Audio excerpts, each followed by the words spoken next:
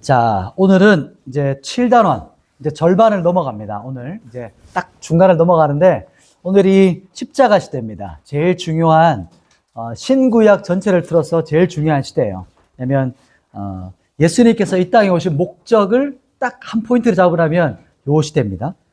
이제 들어가기 전에 잠시 짧게 할게요. 지난주 한번 복습을 짧게 제목 정도만 한번 살펴보십시다.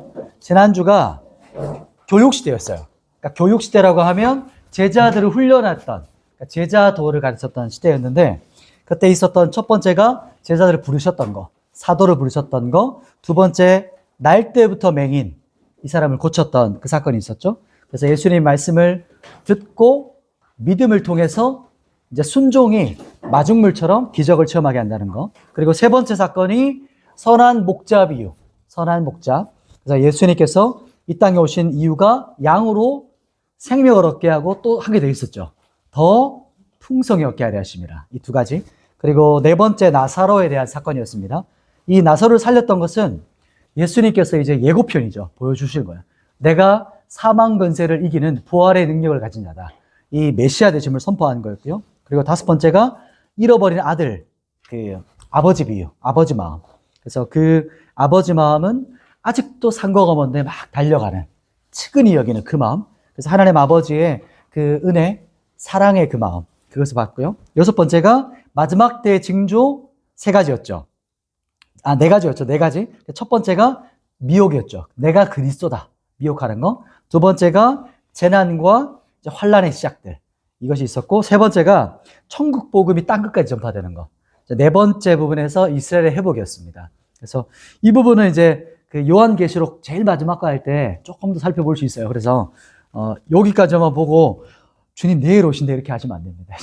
요한계시록에 조금 더 있어요. 그런 어떤 그 마지막 때의 일들이. 그렇게 살펴볼 겁니다. 그리고 마지막 일곱 번째 봤던 게 마지막 때 비유였어요. 세 가지 비유였죠. 25장에 열 처녀 비유, 그리고 달란트 비유, 양과 염소 비유. 이 세 가지 모든 핵심 한 문장은 준비하고 깨어 있으라. 이게 가장 핵심적인 메시지였습니다. 오늘은 이제 가보겠습니다. 오늘 이제 십자가 시대인데, 십자가 시대는 예루살렘 입성으로 시작해요. 그러니까 승리의 입성이거든요. 이 입성으로 시작해서 우리가 고난주간으로 지키는 그 종려주일 있잖아요. 그게 바로 종려나무 가지를 들고 이렇게 맞이했다 해서 종려주일로 이렇게 지킵니다. 고난주간. 오늘은 요 일주일의 시간을 이렇게 쫙 느릿해서 볼 거예요. 지금까지 시간을 쑥 왔다면 이 일주일은 아주 디테일하게 보고 싶지만, 그러면 반까지 해야 되니까 짧게, 그것도 짧게 한 단어씩, 한 문장씩, 한 주제씩 갈 겁니다. 첫 번째는 예루살렘에 입성하는 장면을 좀 보고요. 두 번째는 성전 청결. 여기서 사복음서 전체가 마지막 예수님 들어왔을 때 성전 청결하거든요. 이 부분. 기도의 집의 회복이에요. 교회의 기능의 회복. 세 번째가 종교인의 이게 논쟁하고 강론하는 부분. 그리고 네 번째 부분은 제자들과 이제 마지막 6월절 성만찬 하시면서 강론하는 부분. 그리고 다섯 번째는 겟세마네 기도로 올라가셨다가 체포되는 장면. 그리고 여섯 번째, 십자가에 달리시고 이제 가상칠언이라고 해서 십자가상에서 7마디 말씀. 그리고 일곱 번째는 부활하셨던 것. 마지막 여덟 번째가 이제 제자들과 베드로를 추적하시는 그 장면을 보면서 오늘 이제 공간복음, 요 사복음서가 이렇게 마무리되면서 십자가 시대를 보려고 합니다. 자, 이제 한번 들어가 볼게요. 자, 우리 마태복음으로 한번 보겠습니다. 마태복음 21장 한 표 보시겠어요? 마태복음 21장입니다.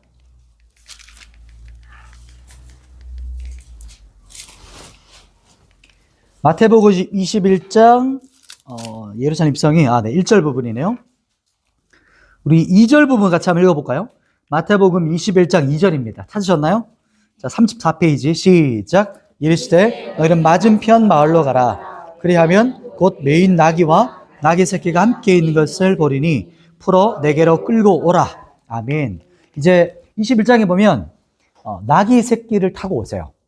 나귀 새끼를 타고 예루살렘 입성하시는데 주가 쓰시겠다라고 하면서 그 제자들이 먼저 가서 나귀 새끼 주인한테 말을 해요. 그때 신기하게도 그걸 내어줘요. 그래서 그 나귀를 가지고 예수님께서 타고 들어오시는데, 이것은 스가랴서 9장 9절 말씀의 성취입니다. 왕이신 그분이 겸손의 왕으로 예루살렘에 들어오신다. 이렇게 하시는 거죠. 그래서 이때 엄청나게 수많은 인파가 있었어요. 그 6월절 절기 명절 때도 사람이 많았지만 예수님 때문에 몰려든 인파들도 막 지금 예루살렘 입구, 그 성문 입구에 사람들이 꽉 찬 거예요. 그렇게 상상하시면 돼요, 지금. 사람들이 꽉 찼고, 사람들이 종려나무 가지를 들고 있고, 제자들은 예수님 앞에 이제 그 겉옷을 벗어서 그 앞에 깔아놓는 거예요. 그래서 쫙 밟고 들어가시는 그 모습. 그때 어떻게 외치냐면, 9절 한번 보시겠어요? 9절. 그 모습을 지금 표현한 겁니다. 9절 같이 한번 읽어보겠습니다. 시작. 앞에 가고 뒤에서 따르는 무리가 호산나 다윗의 자손이여 찬송하리로다. 주의 이름으로 오시는 이여 가장 높은 곳에서 호산나 하더라. 아멘.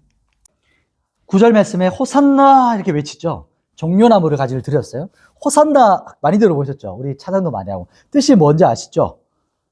오 구원하소서 이런 뜻이에요. 그래서 구원하소서 다윗의 자손 예수여 이렇게 고백하는데 그 말씀이 바로 주의 이름으로 오시는 이여. 이것이 바로 왕과 메시아를 선포하는 유대인들이 가지고 있었던 문구라고 합니다. 그래서 호산나 다윗의 자손 예수여 외치면서 우리를 구원하실 왕이신 메시아 이렇게 온 성이 떠나갈 듯이 막 외쳐요. 이게 지금 막 성이 소동하고 있는 겁니다. 이 모습이 우리 이렇게 책갈피로 끼워 놓으시고 요한계시록 가볼게요. 요한계시록에도 비슷한 장면이 나옵니다. 요한계시록 7장입니다. 요한계시록 7장 9절 10절 두 절이에요. 요한계시록 7장 9절 10절. 제가 가진 성경은 406페이지 정도 있어요. 406페이지. 오늘 중간중간에 성경을 조금씩 찾아볼 겁니다. 요한계시록 7장 9절 10절 같이 한번 읽어볼게요. 시작. 이후에 내가 보니 각 나라와 족속과 백성과 방언에서 아무도 능히 셀 수 없는 큰 무리가 나와 흰옷을 입고 손에 종려가지를 들고 보좌 앞과 어린 양 앞에 서서 큰 소리로 외쳐 이르되 구원하심이 보좌에 앉으신 우리 하나님과 어린 양에게 있도다 하니 아멘. 이 가사가 여기 나와요. 우리 찬양 많이 했죠. 이게 바로 예루살렘에 입성하실 때 그 승리의 입성을 요한계시록에도 승리하신 어린 양 그 모습을 이제 똑같이 선포하고 있는 거죠. 다시 이제 돌아오시고 이 종려가지를 들고 모든 요한계시록은 좀 다른 게 뭐냐면 모든 족속들 이방인들이 함께 주님을 외치는 거예요. 이방인들도 함께 구원받은 모든 무리가 주님의 그 왕되심을 선포하면서 어린 양께 외치는 모습인 거죠. 그 모습 우리가 그 영광스러운 모습 또 오늘 마태복음으로 보면 지금 예루살렘이 흥분의 도가니가 된 거예요. 사람들이 흥분했어요. 뭔가 일어날 것을 직감해요. 이제 로마가 뒤집어지시는 건가? 어떻게 하는 건가? 각자마다의 생각들로 막 지금 이 예루살렘이 소동하고 있거든요. 그 모습이 왕들에게도 그 높은 사람들에게 다 보고가 돼요. 이 소식은. 그래서 지금 이 소식이 이렇게 외쳐지는데 그런데 안타까운 건 이 많은 무리들이 외쳤던 호산나 다윗의 자손 예수여 외쳤던 사람들이 마지막 주님 못 박으라고 외치란 그 군중이 뜻해요. 이게 참 안타까운 아이러니죠. 다음 좀 두 번째 또 넘어가 보겠습니다. 두 번째는 이제 성전 청결 사건입니다. 21장인데요. 몇 절이냐면 12절 조금만 내려오시면 12절 보시면 예수님께서 성전에 들어가서 성전에 매매하는 자들을 어떻게 하죠? 내쫓으세요. 돈 바꾸는 사람 상을 뒤엎고 비둘기 파는 사람들도 의자도 막 뒤엎어요. 이게 성전 청결입니다. 마태복음 21장 이제 12절 부분이죠.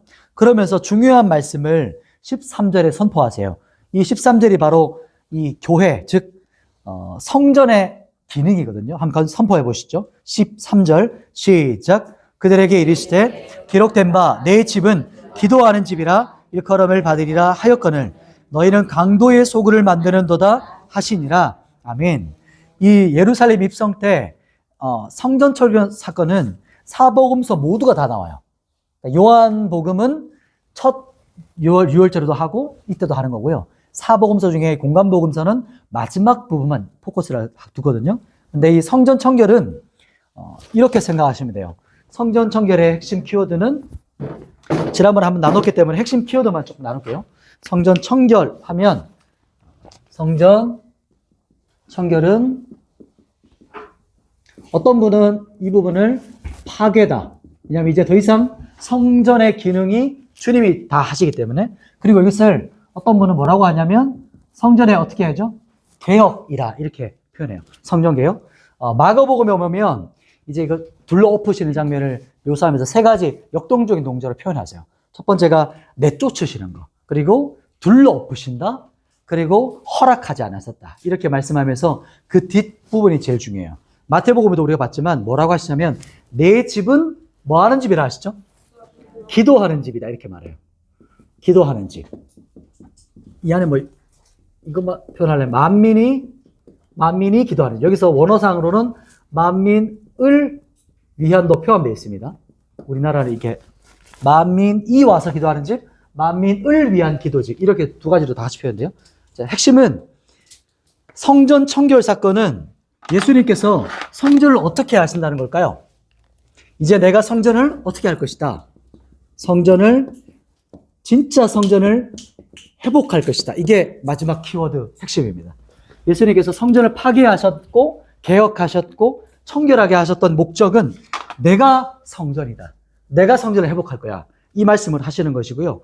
이 부분은 이제 이사야서 56장의 기도의 집에 대한 게 나와요. 그래서 교회는 첫 번째 기능이 바로 교회가 기도하는 집이다. 그리고 아버지의 집이에요. 아버지의 집. 이게 바로 교회의 본질적인 모습을 말하고 있고요. 그래서 이때 예수님께서 키워드는 성전 개혁, 청결은 곧 성전 회복. 이것을 볼 수 있습니다. 이렇게 하고 또 넘어가 볼게요. 세 번째는 종교인에게 논쟁하는 장면이에요. 강론하시는 거. 이때 마태복음 21장 부분인데요. 조금 내려오시면 어떤 사건이냐면 예수님께서 18절 보시겠어요? 마태복음 21장 18절 19절 보시면 길가에 가다가 무화과 나무를 보세요. 그러니까 무화과 나무에 지금 잎사귀밖에 없는 거예요. 열매가 없어. 그래서 예수님께서 그 무화과 나무를 저주하시거든요. 그래서 그 다음에 왔더니 나무가 어떻게 됐어요? 진짜 시들어 버린 거예요. 이게 상징적이거든요. 뭐냐면 무화과 나무가 바로 이스라엘을 상징하는 거예요. 이스라엘에 열매가 없고 뭐만 무성해요? 잎만 무성하다. 그리고 또 더 구체적으로는 바로 그 다음에 뭐라고 하시냐면 화 있을 진저가 나와요.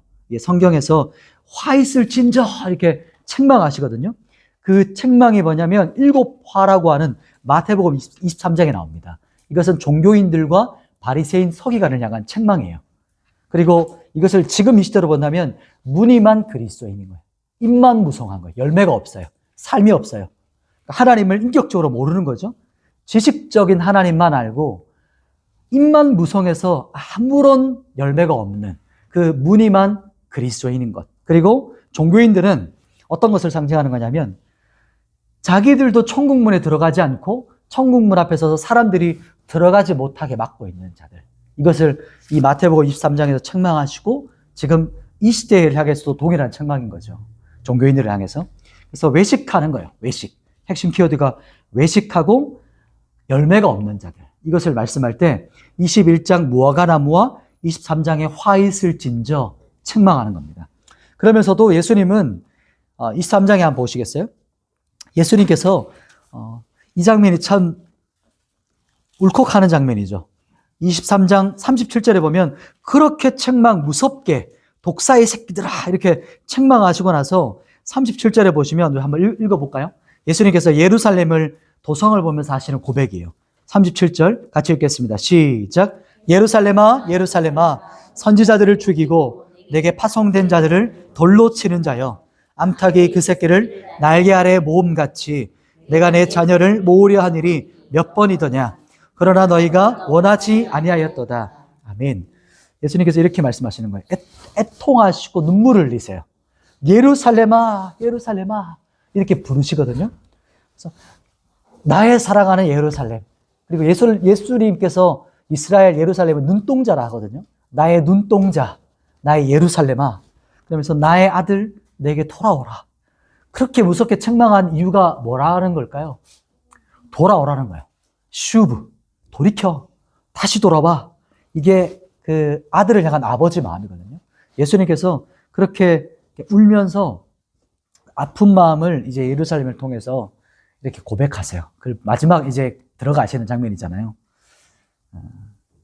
참 이렇게 아버지의 마음이 있죠. 24장 우리가 지난주에 땡겨서 했던 부분이 마태복음 이제 24장의 그 마지막 때 예언입니다. 이것이 바로 화요일 날 있었던 종교인들과의 논쟁이에요. 화요일 날 있었던. 자, 그리고 네 번째 가보겠습니다. 네 번째는 이제 요한복음으로 가는데요. 요한복음에 보면 제자들과 성만찬을 가지세요. 제자들과 성만찬. 요한복음 13장으로 갑니다. 요한복음 13장. 요한복음 13장에 보시면 예수님께서 유월절을 가지세요. 제자들을 갖고.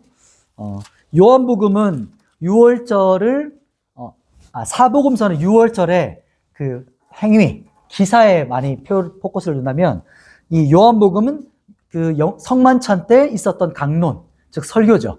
거기에 포커스를 둬요. 13장부터 벌써 이게 유월절 시작된 거예요. 요한복음은. 빠르죠. 그래서 이 안에 많은 강론이 있는데 오늘 이 강론을 다 살펴보지 못할 것 같고 오늘 이 부분에서는 성만찬 기사 중심으로 좀 살펴보도록 하겠습니다. 자, 한번 볼게요. 여기서 예수님께서 유월절 맞아 제자들과 성만찬을 가지는데 목요일의 저녁인 거예요. 이때가 벌써. 요 가기 전에 한번 요일별로 한번 잠깐 정리해 볼까요? 제가 쭉 빨리 뒷부분이 워낙 중요하게 많은 게 많아서 짧게 한번 정리했는데 우리가 월요일에 뭐가 있었죠? 첫 번째 제가 막 설명드렸던 거? 그렇죠. 그렇습니다. 월요일 날 뭐 했죠? 예루살렘 입성입니다. 화요일은요? 한글로 쓸게요. 성전 청결이죠. 맞습니다. 성전 청결. 그 다음에 수요일.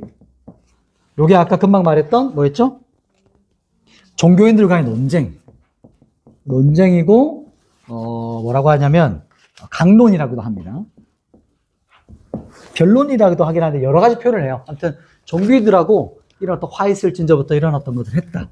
중요한 건 이 목요일부터입니다. 목요일이 어떤 날이었죠? 목요일 저녁이 그렇죠. 성만찬 유월절 성찬입니다. 요 사건 유월절 맞아서 유월절 요 날이 아니라요. 이때 저녁부터 성만찬을 가졌다. 왜냐하면 그 이스라엘은 저녁부터가 날의 시작이거든요. 그래서 그리고 금요일은 어떤 날이었죠? 금요일 이제 앞으로 해갈 거죠. 금요일은 체포되시는 거예요. 즉 겟세마네 기도 그리고 이제 체포당하십니다. 그래서 잠깐만요. 이날 밤입니다. 여기 연결되고 이렇게 넘어갈게요. 금요일 날 이제 잡히셔서 재판 받으시고 이게 밤 새시는 거예요. 이게 24시간에 예수님이 돌아가시는 거예요. 못 주무셨어요? 목요일 밤부터 쭉 가는 겁니다. 그리고 토요일은 무덤입니다. 이때 이게 십자가예요. 이거를 이해하기 편하시게 이렇게 일단 가보겠습니다. 그리고 일요일이 바로 어떤 날이죠? 부활이죠. 부활. 이렇게 이제 우리가 살펴볼 겁니다. 오늘 요렇게 요일별로 조금 살펴보시면서 쭉 가는 겁니다. 자, 다시 한번 성만찬 사건으로 돌아와서 요때부터가 지금 이제 집중을 해서 잘 봐야 될 사건입니다. 13장 보시면 목요일 날 이제 성만찬 전에 예수님께서 제자들이 발을 씻기세요. 베드로가 거절하죠. 왜냐하면 그 당시만 해도 발을 씻기는 노예는 노예들 중에 가장 끝에 제일 밑에 노예였기 때문에 발 씻기는 거 상상도 못했어요. 그래서 거절했는데 예수님께서 뭐라고 하시냐면 내가 네 발을 안 씻기면 너는 나와 아무런 상관이 없어. 이렇게 말씀하시죠. 그랬더니 베드로가 한 단계 더 나가죠. 발만 아니고 뭐라죠? 손이랑 머리도 씻겨주세요. 이렇게 합니다. 이게 참 적극적이에요. 이런 어떤 적극적인 부분. 그런데 예수님께서 뭐라고 말씀하시냐면 그 부분 한번 찾아볼까요? 몇 절이죠? 10절. 우리 요한복음 13장 10절입니다. 우리 같이 한번 읽어보겠습니다. 시작. 예수께서 이르시되 이미 목욕한 자는 발밖에 필요가 없느니라. 아니? 아멘. 자, 여기서 이 부분이 회개의 메시지예요. 회개가 뭔가를 말해줍니다. 예수님께서 이미 목욕한 자라고 하잖아요. 이게 어떤 의미일까요? 목욕했다. 이미 거듭났다. 이미 전체가 다 깨끗함을 받은 사람. 그러나 거듭났지만 목욕했지만 뭐를 씻어야 되죠? 발은 씻어야 돼요.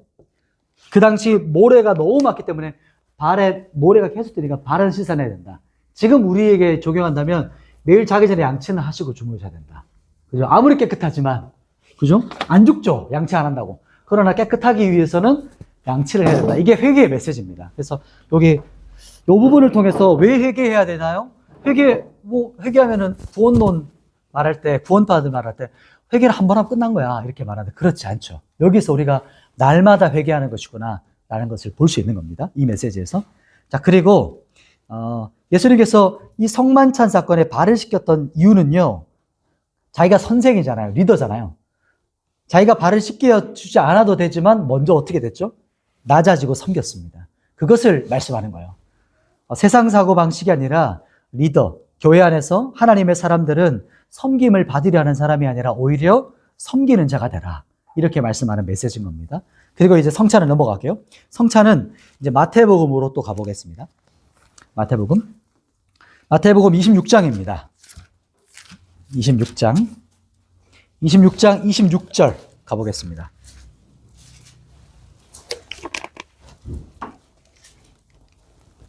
마태복음 26장 26절 같이 한번 읽어볼까요? 시작. 그들이 먹을 때 예수께서 떡을 가지사 축복하시고 제자들에게 주시며 이르시되 먹으라 이것은 내 몸이니라 하시고. 아멘.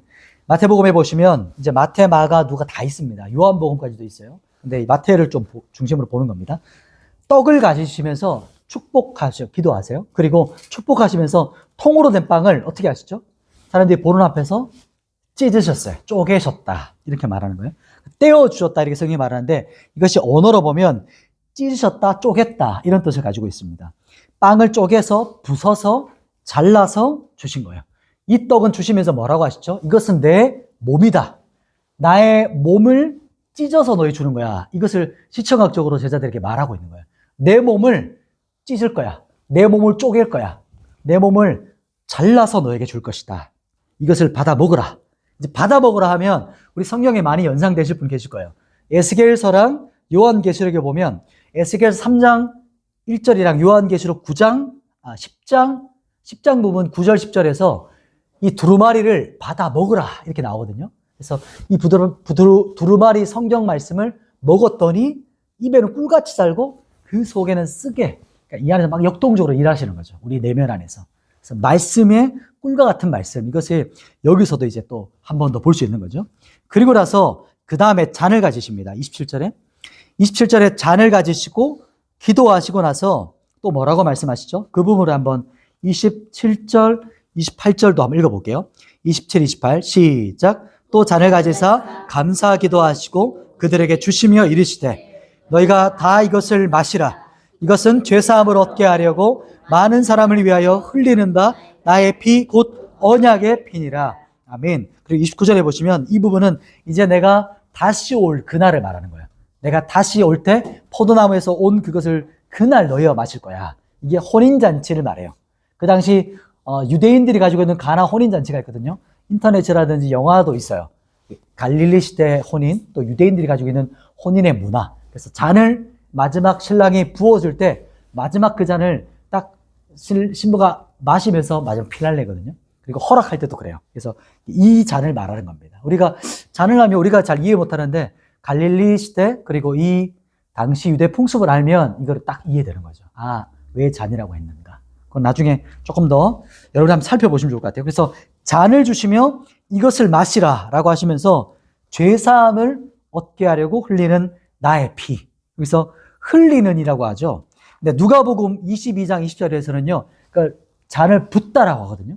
그러니까 포도주를 부으셨어요. 근데 이 붓다라고 번역한 이 단어는 흘러나오다, 쏟아놓으시다 이런 뜻이에요. 쏟아놓으셨다. 저는 훨씬 더 이게 쏟아 흘렀다. 이게 더 훨씬 바른 번역이라고 생각하거든요.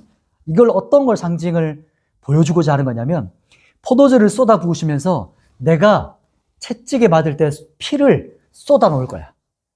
쏟아 놓을 거야. 그리고 십자가에 못 박힐 때 못에 박히실 때 그 살을 찢으시면서 피를 다 쏟아 놓을 거야. 이것을 상징하는 것이 바로 이 성만찬 사건이에요. 이때까지도 제자들이 몰라요. 근데 예수님께서 나중에 이제 승천하시고 성령이 부어졌을 때 이 말씀이 다 깨달아지기 시작하는 거예요. 성령 안에서 해석되어지기 시작하는 거예요. 이것이 바로 그래서 우리가 성경을 읽을 때 지금 이 시간도 마찬가지죠. 말씀이 똑같이 선포되지만 성령이 우리 안에서 이것을 해석해 주지 못하면 깨닫지를 못해요. 제자들이 다 알고 있던 사건이었거든요. 그런데 이 사건이 나중에 이것이 해석되어지기 시작하는 거거든요. 우리 안에서. 엠마오 제자들처럼. 똑같은 겁니다. 그래서 오늘 이 말씀이 바로 성만찬을 하시면서 예수님은 지금 계속해서 십자가를 말하고 있는 겁니다. 십자가에서 내가 못 박힐 때 다 쏟아 넣을 거야.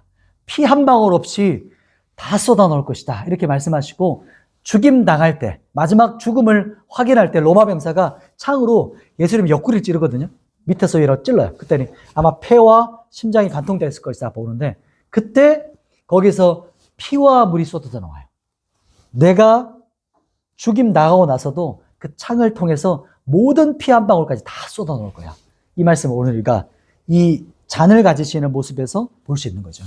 자, 그리고 이제 성만찬 사건 여기까지 보고 그 다음 또 한 번 더 가볼게요. 그 다음 사건인데요. 그 다음은 겟세마네 기도입니다. 겟세마네 동산으로 올라갈 겁니다. 유다와 있었던 사건은 조금 넘어가고요. 이때 말씀하시는 게 모든 성찬을 지금 마쳤어요. 마쳤습니다. 그리고 겟세마네 동산으로 최후의 기도죠. 마지막 기도로 올라가시는 부분이 마태복음 26장 38절 부분이에요. 38절 부분이 우리 같이 한번 예수님께서 제자들, 그 세 명의 핵심 제자 있죠. 베드로, 야고보, 요한. 그 사람들을 데리고 가장 가까이 두시고 또 다른 제자들도 같이 갔을 겁니다. 그리고 하시는 말씀이 38절이에요. 같이 읽겠습니다. 시작. 이에 말씀하시되 내 마음이 매우 고민하여 너희는 여기 머물러 나와 함께 깨어 있으라 하시고. 아멘. 예수님께서 말씀하시죠. 내 마음이 너무 고민해서 죽을 것 같다. 이 말씀하는 거예요. 진짜 그런 고통 가운데 지금 계신 거예요. 왜 내 마음이 이렇게 고통스럽고 죽을 것 같은 고통 가운데 있다. 이렇게 말씀하시면서 제자들에게 너희 함께 깨어있어. 깨어있으란 말이 그냥 이렇게 깨어서 앉아있으란 말일까요? 그게 아니죠. 기도하고 있어. 나를 위해 기도해주고 너희도 깨어 기도해야 돼. 1시간 깨어 기도해라. 이렇게 말씀하는 장면도 나옵니다. 예수님께서 기도할 때 심지어 땀이 이제 피가 돼서 흘러나와요. 극도의 스트레스를 받을 때 이 모세혈관이라고 하죠. 그게 터져가지고 땀샘에서 그 피가 다 쏟아 나오는 거죠.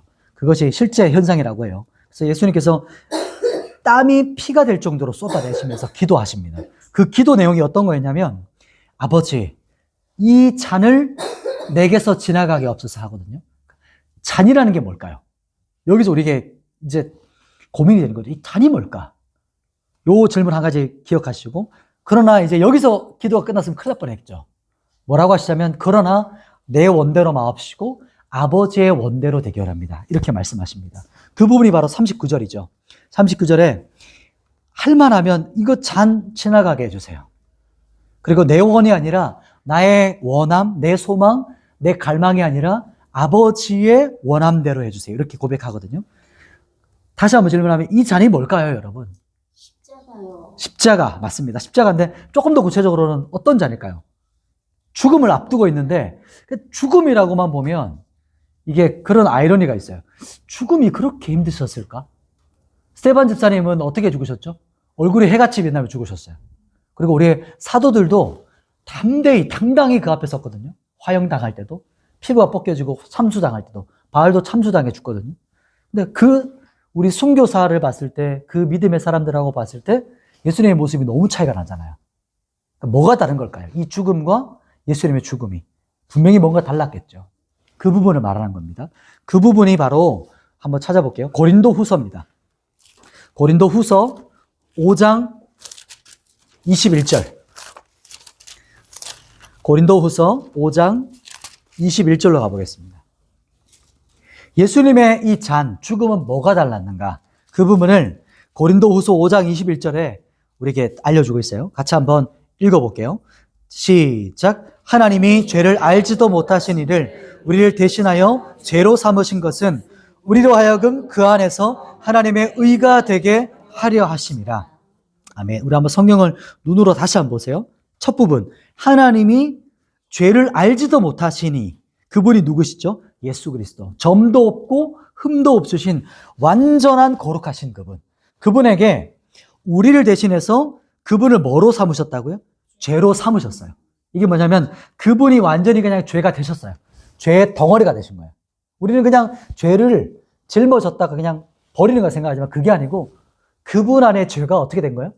그분의 피 안으로, 그분의 몸속으로 모든 곳곳마다 모든 인류의 모든 죄악들이 다 들어온 겁니다. 이걸 말하는 거예요. 그래서 죄 자체가 되신 거예요.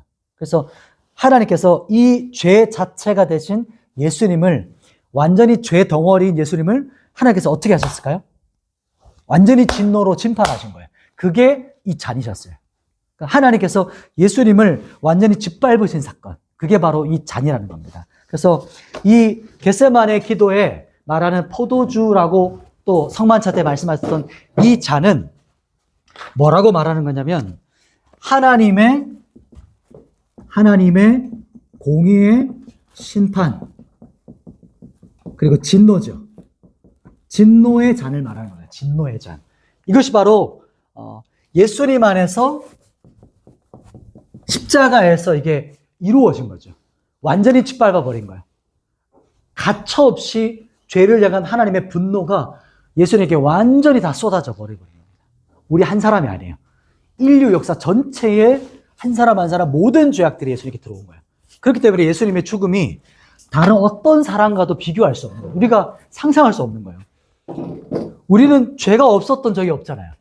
그러니까 상상할 수 없는 거죠. 우리는 날 때부터 죄인이었기 때문에 죄가 없는 상태가 뭐지? 완전히 거룩한 상태가 뭐지? 우리가 믿음으로 잘 살다가도 엄청 잘 살다가도 정말 거룩하게 살다가도 한번 딱 넘어졌어요. 죄를 지었어요. 그러면 우리 심령이 어떻죠? 죽을 것 같이 고통스럽죠. 그것과 비교조차 할 수 없는 거예요. 예수님이 한 번도 보지도 못했던 살인, 강도, 엽기, 음란, 거짓, 이 모든 죄악들이 그분을 향해서 다 몰려오는 거예요. 인류의 모든 죄악들이. 그 모습을 바로 이 잔이라고 표현한 겁니다. 그래서 그렇게 고통스러워하신 거예요. 그리고 이제 이 세 번의 기도, 이 세 번의 예수님께서 겟세마네 기도를 마치시고 이제 결단하시죠. 그리고 제자들에게 이제 때가 됐다. 일어나라.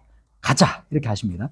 그분이 이제 마태복음으로 다시 한번 가보시면 마태복음으로 다시 24장 이제 46절 부분에서 마무리가 돼요. 이 기도가. 그리고 겟세마네 동산에 누가 올라와요. 누가 올라오고 있었을까요?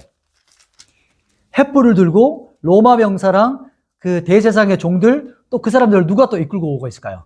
가룟 유다가 데리고 오고 있는 거예요. 가룟 유다가 팔아버린 겁니다. 지금 음30에 예수님 팔아버리고 현장까지 와서 그 당시에는 불이 없으니까 누군지 모르잖아요. 얼굴이 헷갈리잖아요. 그래서 유다가 입맞춤하는 사람, 그 사람을 잡으세요. 이렇게 해서 예수님께로 온 겁니다. 그래서 예수님께 보자마자 유다가 예수님인지 알고 예수님께 입맞춤함으로 팔아버려요.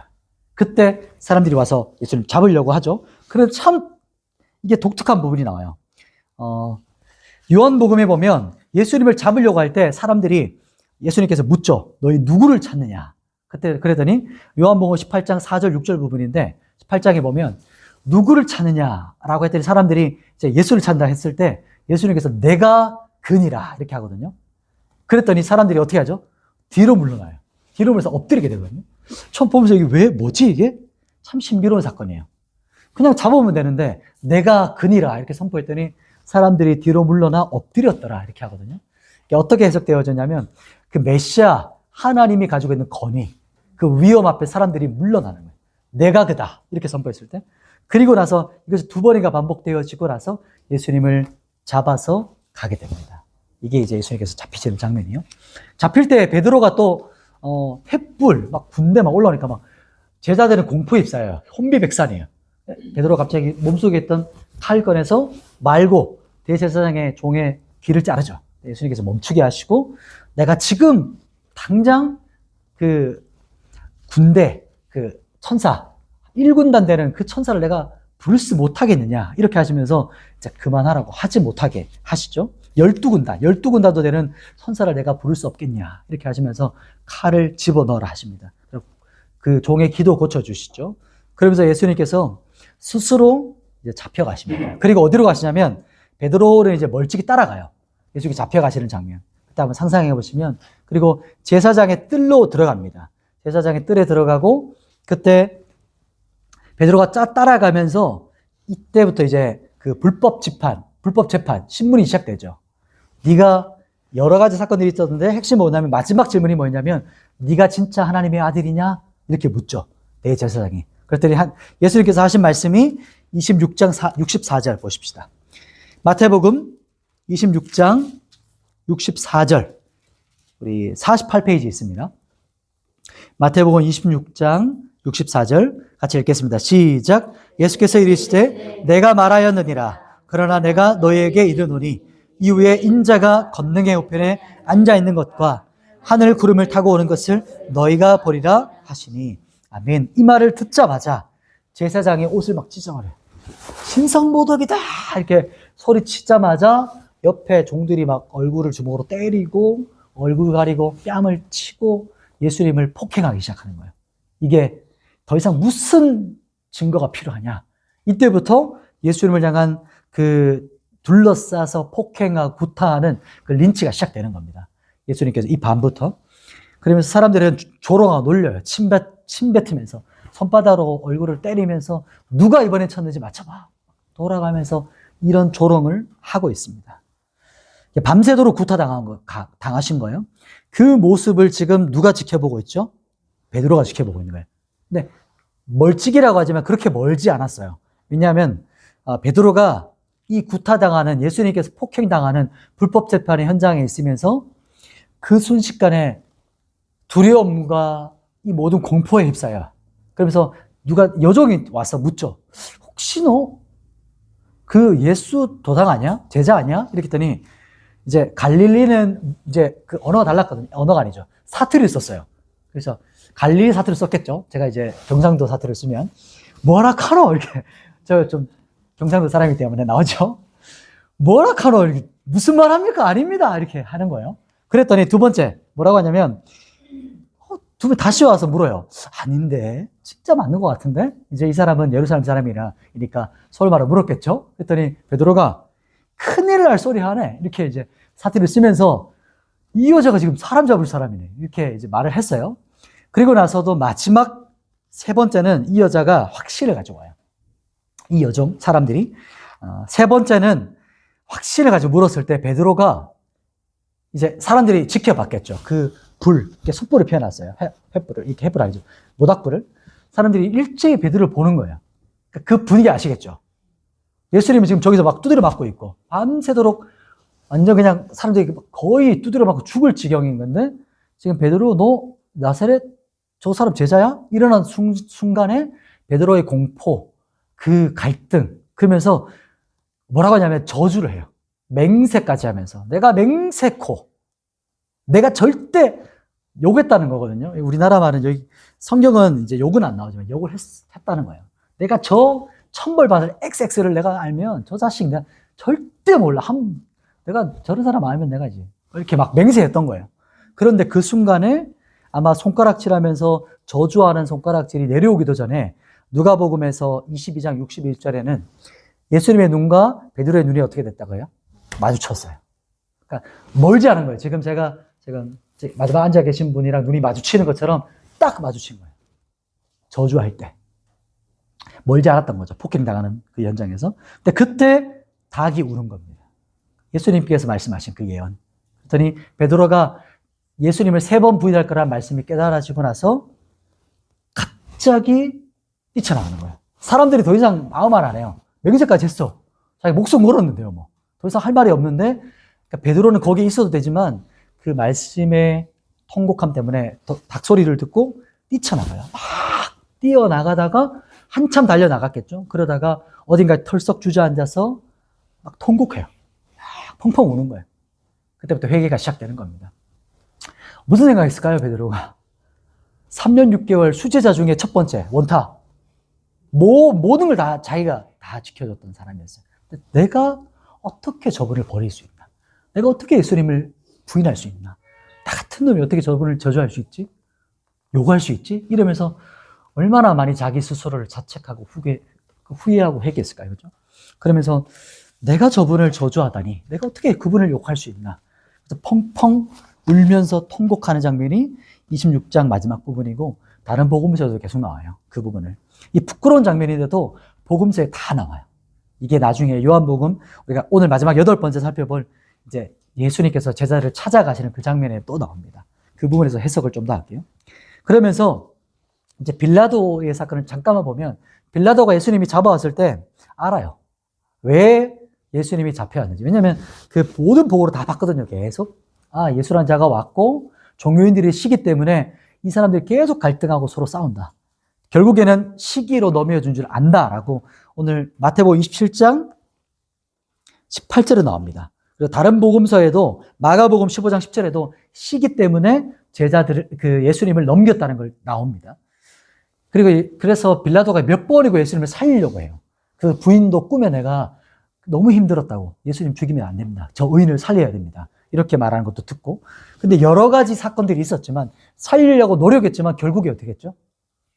재판에 넘겨줘요. 죽이라고. 십자가에 넘겨줍니다. 왜 그랬을까요? 자신의 정치적인 입지 때문에. 자신이 그러니까 밀란이 날까봐. 밀란 나오면 파행되거든요. 그냥 총독에서 떨어지는 거예요. 그냥 그 도시에 밀란 나면. 그리고 자기의 정치적인 입지 또 그 총독으로 있으면서 사람들에게 어떻게 받고 싶었어요? 인정받고 싶었어요. 내가 인정받고 싶었어요. 그리고 인기를 받고 싶은 거예요.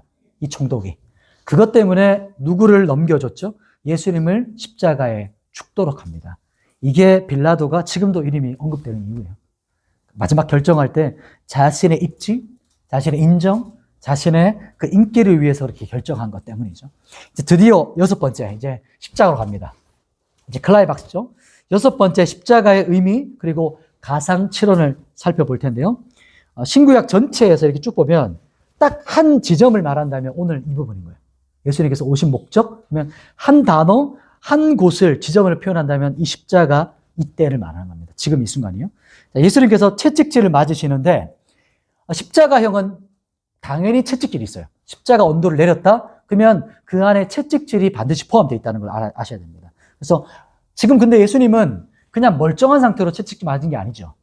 어떻게 했죠? 그 전날 밤부터 계속 폭행당했어요. 밤새도록. 그리고 그 권투하거나 격투기 하고 나면 그 하고 나서는 모르는데 조금 시간이 지나면 어떻게 되죠? 완전히 막 팅팅 붓거든요. 온몸이. 지금 예수님은 채찍질을 맞으시는 그 현장의 모습은 얼굴이 완전 퉁퉁 부은 거예요. 얼굴을 알아볼 수 없는 상태인 거예요. 그리고 온 몸은 다 피멍이고 상처가 난 상태로 지금 채찍질을 앞에 선 겁니다. 그리고 채찍질은 여기도 그림이 하나 나오던데요. 여기 언도 받으셨던 채찍질이 여기 조그만하게 나오네요. 이 그림 보이시나요? 여기 보시면 이렇게 짧지만 이렇게 짧지라고 표현 안 되고 그 패션 오브 크라이스트에 보면 높은 곳에 이렇게 고리를 달아가지고 사람을 밧줄에 달아서 이렇게 당겨요. 그러면 팔이 어떻게 되죠? 늘어나겠죠. 그럼 사람 몸이 어떻게 될까요? 늘어나는 게. 그래서 사람 몸을 펴가지고 채찍질하는 겁니다. 근데 여기에 너무 많이 포커스를 두면 이 성경의 포인트를 잃어버릴 수가 있어요. 성경은 짧게 언급해요. 그냥 한 절로 넘겨요. 채찍질 맞았다. 이렇게. 채찍질은 여러 가지 도구로 이렇게 하는데 클라이막스는 이제 가죽끈에 연결되어 있는 5가닥 정도에 있는 가닥이 있었고 또 그것에 5가닥, 7가닥이 있어요. 근데 그 끝에 뭐가 달려 있을까요? 뼈 조각, 날카로운 납 같은 금속 조각이 있는 거예요. 그리고 구슬 같은 거, 쇠구슬 같은 거. 그러면 어떻게 하죠? 휘감으면서 몸을 감으면 딱 감기겠죠. 아니면 타다닥 박히겠죠. 그러면 그거를 반대로 뜯어내는 거예요. 그러면은 살점을 다 찢으시는 거죠. 완전히. 그리고 뜯어내면서 갈비뼈부터 시작해서 뼈가 다 그냥 보이는 그런 채찍질입니다. 그래서 당시 채찍질을 맞으면서 죽은 사람이 엄청 많았어요. 십자가까지도 안 가는 사람. 그냥 병약한 사람은 십자가 맞고 죽음. 이런 사람들이 많았다고 합니다. 그래서 성만차 때 모습이 이건 거예요. 십자가라는 이 채찍질이. 성만차를 할 때 내가 내 살과 피를 준다는 것이 내 살을 찢을 거고 피를 쏟을 거야. 이게 채찍질에서 모습을 말하는 것이고 또 이제 어디로 가죠? 이제 골고다로 갑니다. 십자가로 올라가요. 골고다 언덕으로 올라가는데 그 골고다의 현장은 여기서 그림으로만 표현됐기 때문에 지도가 명확하진 않지만 이거는 인터넷에 지금 많거든요. 지도는. 이렇게 이제 예루살렘 도성을 이렇게 표현했어요. 그리고 이렇게 골고다 언덕을 여기다 표현을 해놨죠. 이제 여기로 올라가는 부분을 우리가 성경을 또 볼게요. 자, 이제 그림은 안 보셔도 되고, 이제 그림을 표현한 성경을 한번 보겠습니다. 마태복음 27장입니다. 마태복음 27장 33절로 쭉 가보시겠어요? 우리가 이 부분까지 한번 쭉 가보는 겁니다. 지금 채찍질 맞으셨고요. 언도를 받으셨고, 그리고 채찍질 이후에 33절에 보면 지금 어디로 가죠? 골고다. 이것이 바로 골고다라고 하고, 그 헬라어 음력하면 갈보리라고 하는, 그래서 똑같은 말입니다. 골고다 히브리어 아람어고요. 그리고 갈보리라고 번역하는 그곳으로 올라가는데, 여기가 바로 해골이라는 뜻이라는 겁니다. 이거 똑같은 말인 거죠. 세 가지가. 갈보리, 언덕, 해골이라는 뜻을 가졌고, 골고다라고 하는 히브리어로 아람어 표현이죠. 여기에 갈 때, 근데 32절 보시면, 십자가 질 때 누가 십자가를 졌죠? 구레네 시몬이 십자가를 져요. 억지로 지게 합니다. 억지로. 예수님께서 십자가를 지지 않고 왜 구레네 시몬이 졌을까요? 예수님 상태가 어떤지 짐작가시죠? 밤새도록 맞으셨고 모든 피를 다 쏟으셨어요. 만신창이 그냥 하나의 짐승처럼 돼 있는데 그냥 가로축을 가져가는 거예요. 십자가를 다 가져가지 않고요. 이미 세로축은 골고다 언덕에 세팅되어 있고 이렇게 놓여져 있고, 가로축 옆으로 되는 거를 가지고 올라간 통이기 때문에 엄청 무거웠겠죠, 나무를. 근데 질 때마다 넘어지는 거예요. 그래서 예수님께 넘어진 장면이 지금도 예루살렘에 표시되어 있잖아요. 너무 계속 넘어지니까 로마 병사가 아무리 채찍질해도 못 일어나는 거죠. 채찍질해서 계속 재촉하는데, 그래서 얘 죽을 것 같으니까, 예수님 죽을 것 같으니까 지나가던 군중에 있던 구레네 시몬을 붙잡아서 지게 합니다. 이게 억지로 구레네 시몬이 십자가를 지는 거예요. 그런데 마가복음에 보면 이 구레네 시몬이 루포와 알렉산더의 아버지예요. 근데 그것이 로마서 16장 말씀이랑 교회사에 보면 루포와 알렉산더는 초대교회 때 목회자였어요. 신기하죠? 억지로 진 구레네 시몬 아버지 십자가를 졌는데 그 축복이 그 자기 자식들에게도, 그러니까 초대교회 그 목회자가 되거든요. 참 신비롭죠? 억지로 순종했는데 축복을 받아요. 이 부분 보면. 그리고 아마 십자가를 지면서 올라갈 때, 저는 상상할 때 예수님 옆에 계셨을 거잖아요. 시몬이 올라갈 때, 같이 지고 할 때. 예수님 봤겠죠. 그때 저는 예수님을 믿게 됐을 거다. 이런 생각을 해요. 구레네 시몬이. 그리고 그 골고다 언덕까지 올라가잖아요. 아무도 그 언덕에 가족 외에는 들어갈 수 없거든요. 이렇게 라인이 있기 때문에. 또 여인들은 가까이 접근할 수조차가 없어요. 위먼스 라인. 여자들은 접근하지 못하는 그 선이 있기 때문에. 근데 그 안에 가장 가까운 친척, 그러니까 가족만 올라갈 수 있고, 근데 거기에 구레네 시몬이 있었어요. 예수님이 주무시는 장면을 봤던 거죠. 아무튼 십자가를 지고 올라가는데, 이 억지로 진 십자가. 근데 그 뒤에 누가 따르냐면, 성경에 보시면 몇 절이냐면 여인들이 따르거든요. 여인들 한번 쭉 찾아보시겠어요? 누가복음입니다. 누가복음 한번 볼게요. 이렇게 끼워 넣으시고, 누가복음 23장. 마가복음도 아마 나올 텐데, 누가복음에서 예수님께서 그 여인들을 향해서 말씀하시는 장면이 나와요. 막 울면서 같이 따라오거든요. 예수님을 뒤따라서. 누가복음 23장 28절입니다. 여기 27절에 나오죠. 가슴을 치고 슬피 우는 여인들이 큰 무리가 따라오는데 예수님께서 그들을 향해 말씀하세요. 뭐라고 말씀하시냐면, 우리 예루살렘부터 한번 읽어볼게요. 예루살렘의 딸들아, 시작. 예루살렘의 딸들아, 나를 위하여 울지 말고 너희와 너희 자녀를 위하여 울라. 아멘.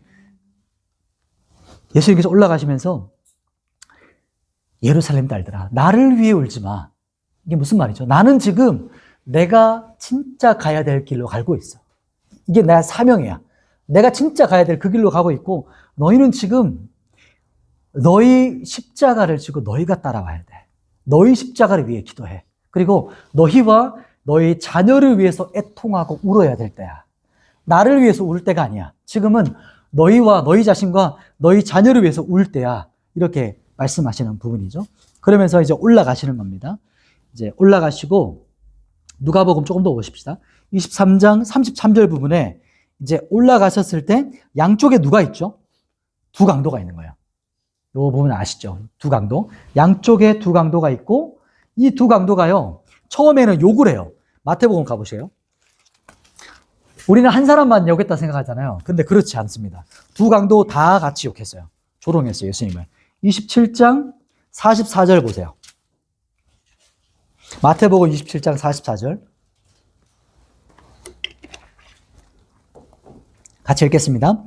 시작. 함께 십자가에 못 박힌 강도들도 이와 같이 욕하더라. 강도들도죠. 복수입니다. 두 사람 같이 욕했어요.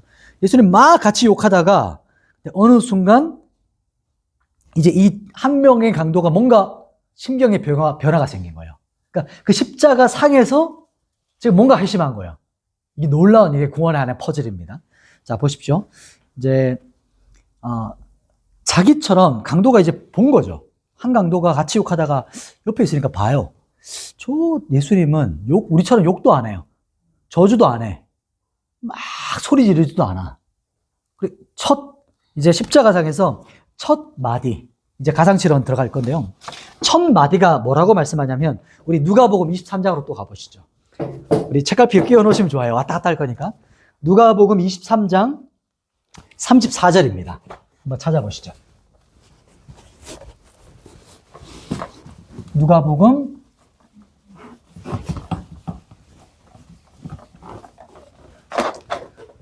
23장 34절 찾으셨나요? 우리 같이 한번 읽어볼까요? 시작.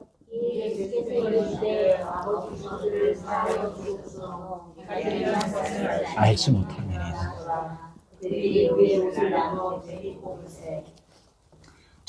첫 말씀이 무슨 말씀이죠?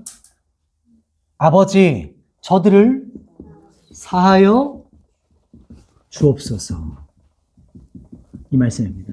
이 말씀이 누가복음 몇 장이죠? 23장 34절입니다. 이 말씀이 첫 번째 말씀이 있었어요. 가상칠언의 첫 번째. 왜냐하면 가상칠언 7마디가 십자가 안에 담겨있는 핵심적인 메시지를 다 암축해놨거든요. 훔축. 그래서 이 부분을 살펴보는데요. 가상칠언의 1원이 바로 아버지 저들의 죄를 사해 주십시오. 그래서 자기들이 하는 거 지금 스스로도 깨닫지 못합니다. 이렇게 말씀해요. 이게 충격을 받는 거예요. 그 한 강도가. 이게 뭐지 도대체? 저 사람이 첫 입을 열었는데 하는 말이 저들의 죄를 사해달라고 하고 저들이 하는 것을 지금 스스로도 알지 못한 채 하고 있습니다. 이렇게 말하는 거예요. 지금 막 침뱉고, 예수를 한번 상상해 보면 그 전까지 계속 자기를 침뱉고 저주하고 욕하고 조롱했던 자들을 향해서 예수께서 용서하시는 거거든요.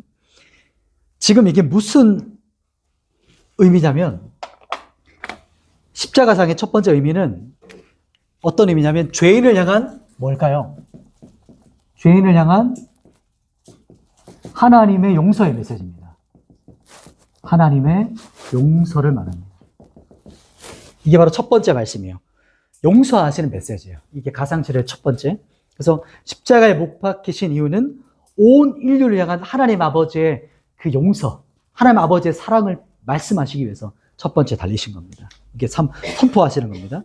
두 번째 하시는 이제 말씀이 나오는데요. 우리 성경 그 다음 절 보시겠어요? 그 다음 43절로 가보시겠어요? 누가복음 23장 43절 한번 가보십시다. 자, 먼저 보시면 42절에 보면 그 전에 한번 대화가 어떤 거냐면 이걸 보고 나서 한 강도가 충격받는 거예요. 근데 아직까지 이쪽에 있는 강도는 예수님 뭐라 하죠? 계속 욕하는 거예요. 그러면서 너 메시아라면서 그러면 너도 구원해보고 우리도 구원해봐라. 그럼 우리가 믿겠다. 이렇게 조롱하죠. 그랬더니 이쪽에 있는 강도가 그 강도를 뭐라고 하죠? 혼을 내죠. 우리가 지은 죄 때문에 이렇게 달려 죽는 거야. 그러나 이 옆에 있는 계신 이분은 그분이 옳은 일을 하지 않은 것이 하나도 없어. 그분은 모든 것이 옳은 일을 행한 거야. 이렇게 말을 하거든요. 그래서 혼을 내고 나서 이제 예수님께 말을 해요. 그 부분이 성경에 나옵니다. 그 부분이 42절이거든요. 뭐라고 말하죠? 예수님께 예수여 당신의 나라에 임하실 때 나를 기억해 주십시오. 주님 나라 가실 때 저 좀 기억해 주세요. 그러니까 긍휼과 자비를 구해요. 긍휼과 자비를. 그때 예수님께서 43절, 이게 두 번째 말씀입니다. 우리 이연 말씀을 한번 같이 읽어볼까요? 우리 한번 선포해 보시겠어요? 43절 시작. 예수께서 이르시되 내가 진실로 내게 이르노니 오늘 내가 나와 함께 낙원에 있으리라 하시니라. 아멘. 뭐라고 말씀하셨죠? 오늘 내가 나와 함께 어디 있으리라? 낙원에 있으리라.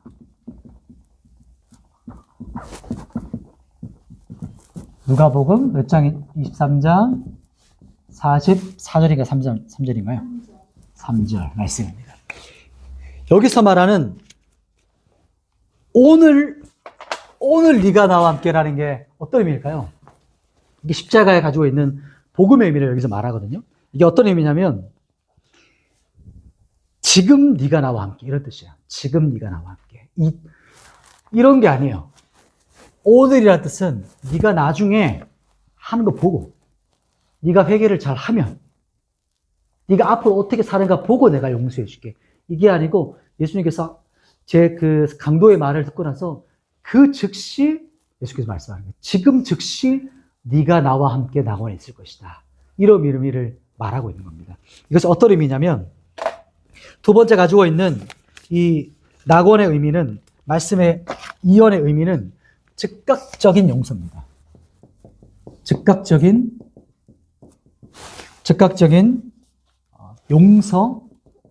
용서와 구원을 말해요. 그러니까 복음의 즉각적인 복음, 즉각적으로 구원받는 복음이 여기서 핵심적으로 나오는 거예요. 강도가 뭐 한 게 있나요? 같이 욕했었어요. 어느 순간 그 마음에 예수님이 메시아라는 걸 보기 시작한 거예요. 깨닫기 시작한 거예요. 그리고 나서 메시아에 대해서 예수님께 자기의 긍휼과 자비를 구합니다. 그때 예수님께서 말씀해 주시죠. 이게 바로 구원을 말하는 겁니다. 그래서 예수님께서 이 한 강도를 향해서 긍휼과 자비를 베푸셔서 구원은 즉각적인 거예요. 내일 일어나는 게 아니에요. 거듭나는 건 즉각적인 겁니다. 그러니까 오직 믿음으로 받는 거예요. 이 강도가 행한 게 있나요? 손발이 묶여 있는데요. 근데 믿음은 전심이었던 거예요. 진짜 믿음이었던 거죠. 그 사람의 어떤 행위가 아닙니다. 즉각적인 용서, 구원을 말하는 것이고 오직 구원, 오직 복음은 오직 믿음으로 이걸 말하는 거예요. 행위가 아니다. 오직 믿음으로 구원받는 것이고 오직 은혜로 구원받는 게 복음이에요. 오직 은혜인 겁니다. 여기서 44절에 보면 이제 해가 어두워져요. 정오거든요. 근데 해가 어두워져가 있어요. 그렇게 밝아야 되는 제 6시쯤에 해가 어두워지는 장면 이제 넘어가는데 이제 세 번째 3언으로 넘어가 볼게요. 이번에는 요한복음입니다. 이게 제가 이 7언을 길게 할 수 없고 짧게 할 수밖에 없어요. 너무 많은 분량들이 있기 때문에 핵심만 제가 하는 겁니다. 요한복음 19장을 가보시겠어요? 19장 26절이에요. 19장 26절 찾으셨나요? 요한복음이에요. 요한복음 19장 26절을 같이 한번 읽어보시죠. 시작. 예수께서 자기의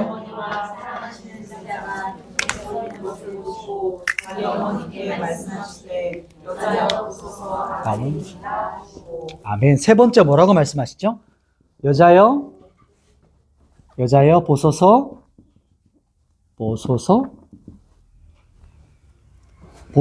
보소서 아들입니다.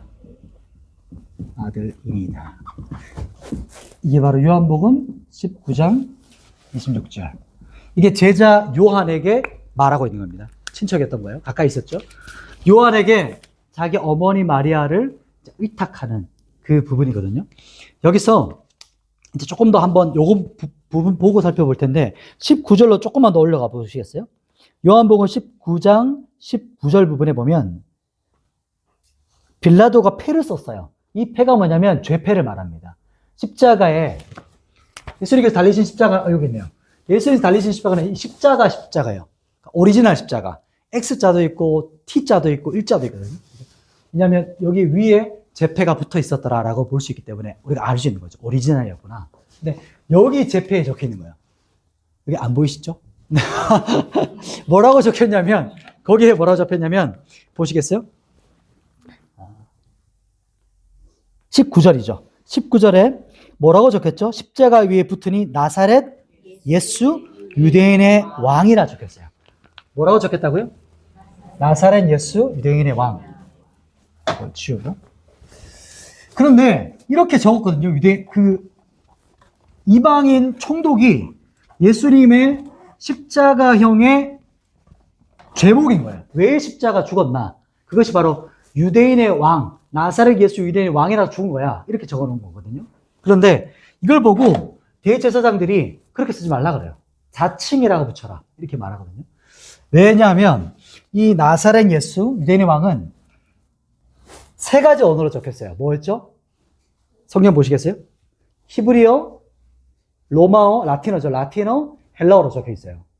히브리어로 어떻게 적혀 있냐면 이렇게 적혀 있습니다.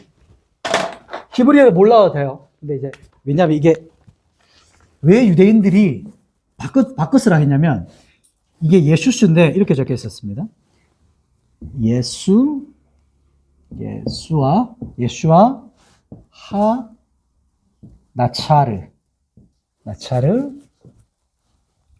멜락 넘어가네요. 밑에 적을게요. 이게 나사렛 예수 유대인의 왕을 히브리어로 적어놓은 겁니다. 적어볼게요. 그래서 하 요드 바브 멜렉 하 유다흐 그다음에 유다흐 이렇게 적거든요. 근데 뭐 이렇게 그냥 그림으로 보시면 돼요. 뭘 말하고 싶은 거냐면 그림이라 생각하시면 돼요. 히브리어인데 첫 글자가 중요해요. 히브리인들이 유대인이 딱 봤을 때 제패가 적혀 있는데 딱 십자가에 못 박혀 보니까 첫 글자가 요드해 바프 해가 적혀 있어요. 한글로 적어줄게요. 이게 요드라는 글자고요. 이게 헤이라는 거고 이게 와우라고도 하고 바브라고도 읽습니다. 이 발음이 이게 해 똑같죠. 헤이. 요드의 바프에는 뭐냐면 신성사자예요. 요드의 바프에 이게 뭐냐면 구약의 뭘까요? 여호와라는 글자입니다. 그래서 이스라엘 사람들이 보고 딱 보니까 보이는 거예요. 십자가 제패에 여호와라고 적힌 것 때문에 그렇게 적지 마! 이렇게 컴플레인을 거는 거야. 그러나 빌라도가 뭐라고 하죠? 내가 쓸 걸 썼다. 하나님의 섭리 가운데 그대로 딱 찍혀서 예수께서 십자가에 죽으십니다. 이게 바로 예수님께서 십자가에 죽으실 때 제패가 적혀있던 모습이었어요. 이거 한글로면 이게 예수입니다. 예슈아라고 읽어요. 예수. 그 다음에 나차르, 나사렛. 이게 멜라크라고 해서 왕이라는 뜻입니다. 멜라크. 그래서 통치하다, 왕이다. 왕을 말할 때. 멜기세덱 있죠. 그게 이런, 그 다음에. 그리고 이게 유다.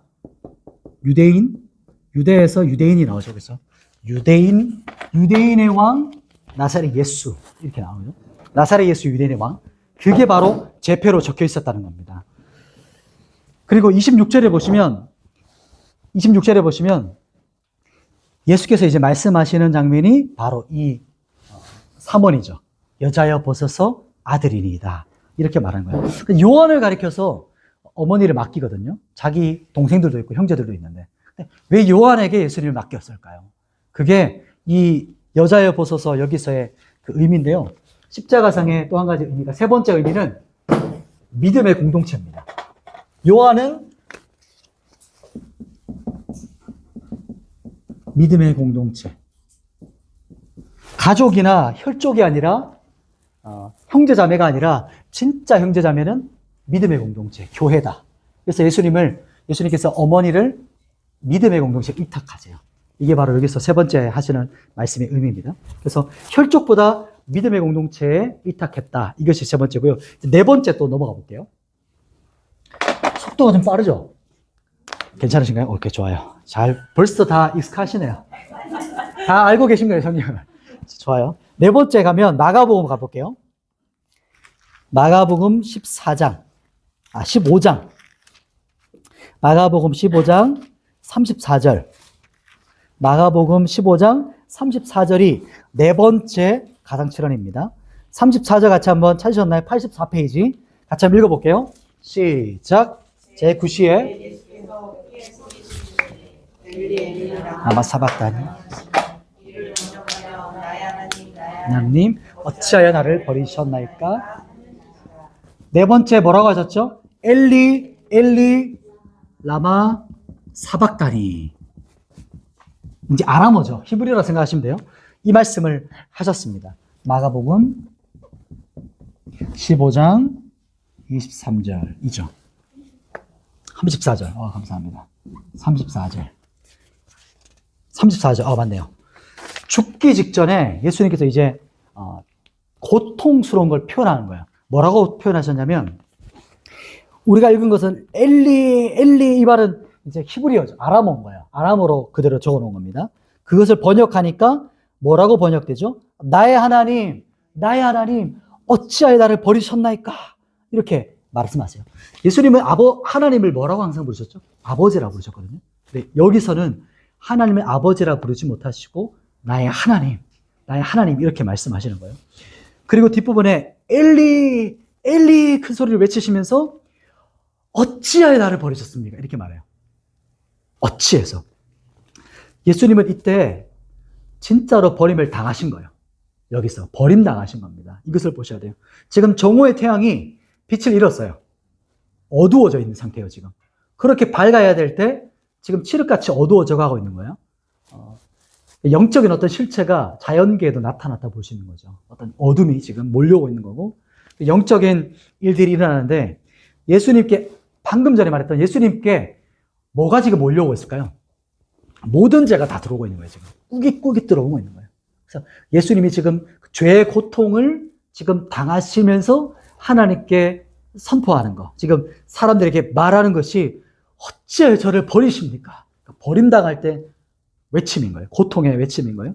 그러면서 우리가 고린도 후서 아까 읽어봤죠.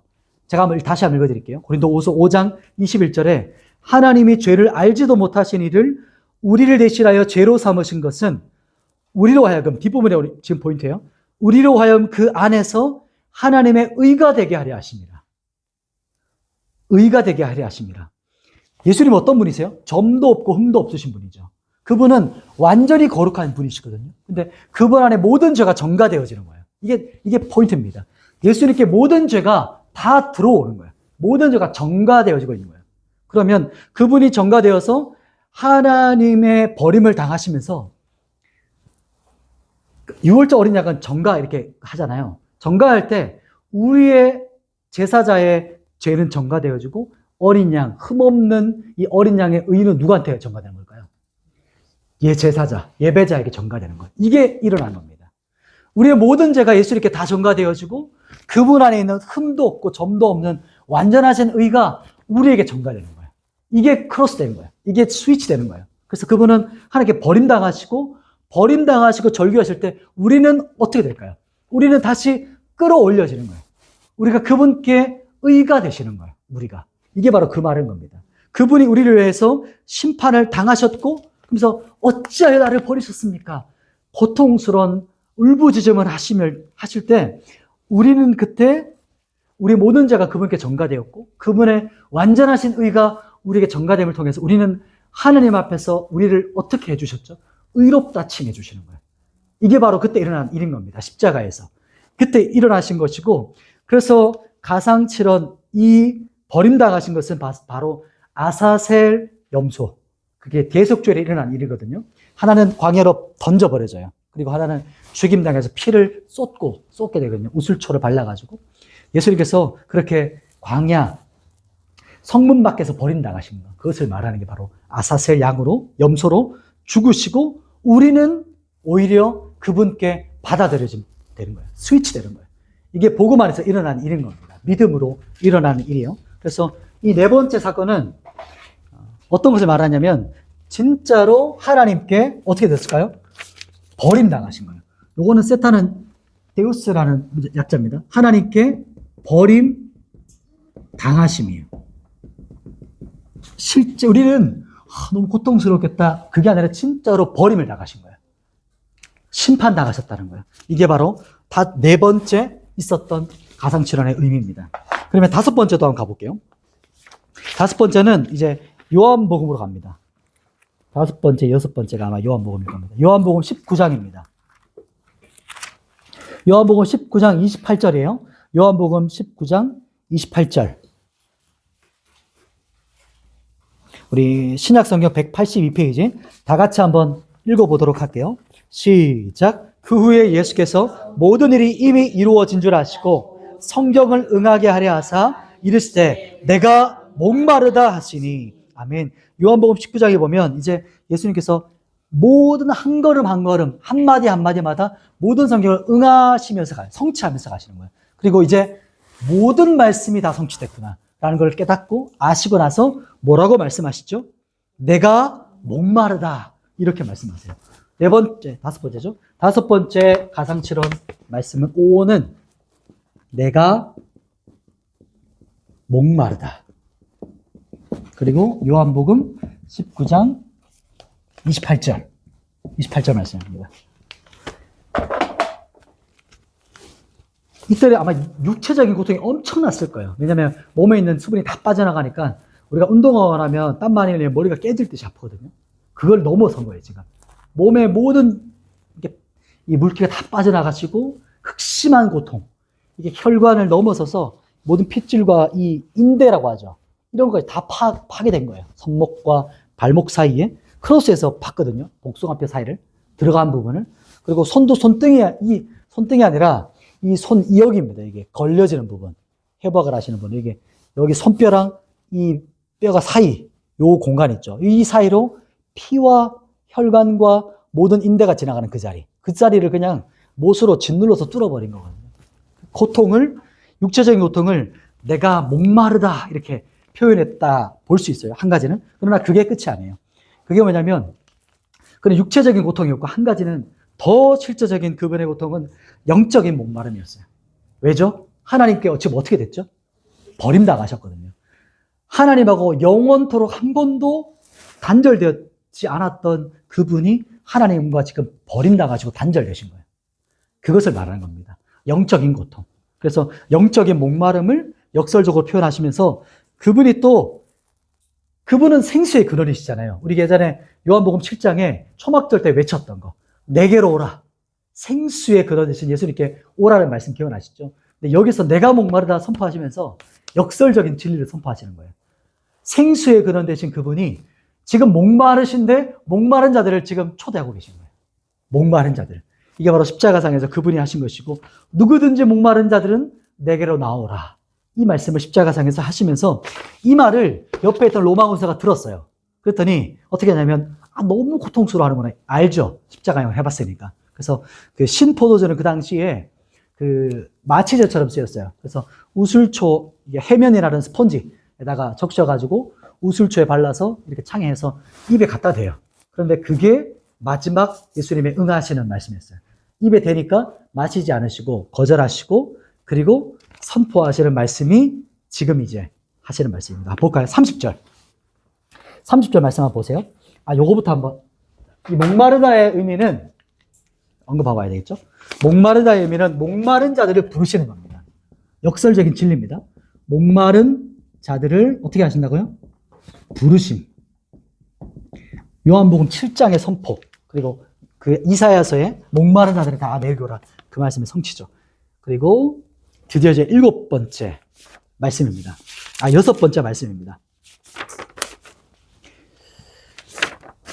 요한복음 19장 30절인데요. 자, 나오죠? 30절 같이 한번 읽어보실까요? 30절 시작. 예수께서 신포도주를 받으신 후에 이르시되 다 이루었다 하시고 머리를 숙이시니 영원히 떠나가니라. 6번째 뭐라고 말씀하셨다고요? 다 이루었다. 이뤘다. 요한복음 19장 30절이죠. 이게 어떤 의미죠? 다 이루었다. 너무 잘 아시는 말씀이죠. 예전에 저도 몇 번 반복했어요. 이 뜻은 예수님께서 모든 것을 어떻게 했다? 끝냈다라는 뜻입니다. 여기다 몇 개 적을게요. 모든 것을 끝냈다. 그리고 완성했다. 이게 이제 헬라적인 어떤 단어적 의미를 가지고 있습니다. 그리고 성취했다. 성취하다겠죠? 그래서 테텔스타이라고 하는 텔레오라는 원어를 가지고 있는 다 이루었다는 뜻인데, 그런데 이것은 가장 중요한 핵심 단어는 구약에도 나오고 로마서의 핵심이죠. 그게 무슨 말이냐면 가장 핵심은 값을 치렀다는 겁니다. 내가 갚았다는 거예요. 값을 치루었다. 값을 치렀다. 그리고 이것을 성경의 로마서에도 핵심 주제 뭐죠? 속죄 그리고 속량이라고 하죠. 속량. 이게 바로 구속, 대속을 말합니다. 이게 바로 여기서 일어나는 고백이에요. 제일 중요한 거죠. 십자가를 한마디로 말한다면 이 7마디 중에 한마디로 말한다면 이거예요. 다 이루었다. 모든 값을 치렀다. 그리고 룻기에도 보면 고엘 있죠. 고엘. 기업 물을 자. 그게 바로 고엘이 이 기업 물을 자가 속량이라는 뜻을 가지고 있어요. 속량. 로마서의 핵심 키워드죠. 그래서 이 구속하시고 속량하신 대신 값을 치렀다. 내가 값을 치렀어. 내가 샀어. 내가 모든 것을 다 이뤘다. 이렇게 선포하시는 부분이 다 이루었다. 테테르스타이 이 뜻이고요. 그런데 아람어로 선포하셨을 거예요. 테테르스타이는 헬라어거든요. 아람어로 그 십자가상에서 선포하셨는데 그것이 아람어로는 카라라는 뜻입니다. 카라라고 하고 크죠. 칼라라는 카라인데 똑같은 이 원어에 여기 위에가 한글입니다. 둘 다 글자로 안 보일 수도 있어요. 위에 카라라고 하는 이제 선포하시는데 아람어가 우리도 이제 이중 그 뜻이 있잖아요. 똑같은 말이지만 의미가 다른. 카라라는 게 값을 치렀다, 완성했다라는 것도 있지만 여기에 또 한 가지 의미가 신부야라는 뜻도 있습니다. 신부, 처녀 신부.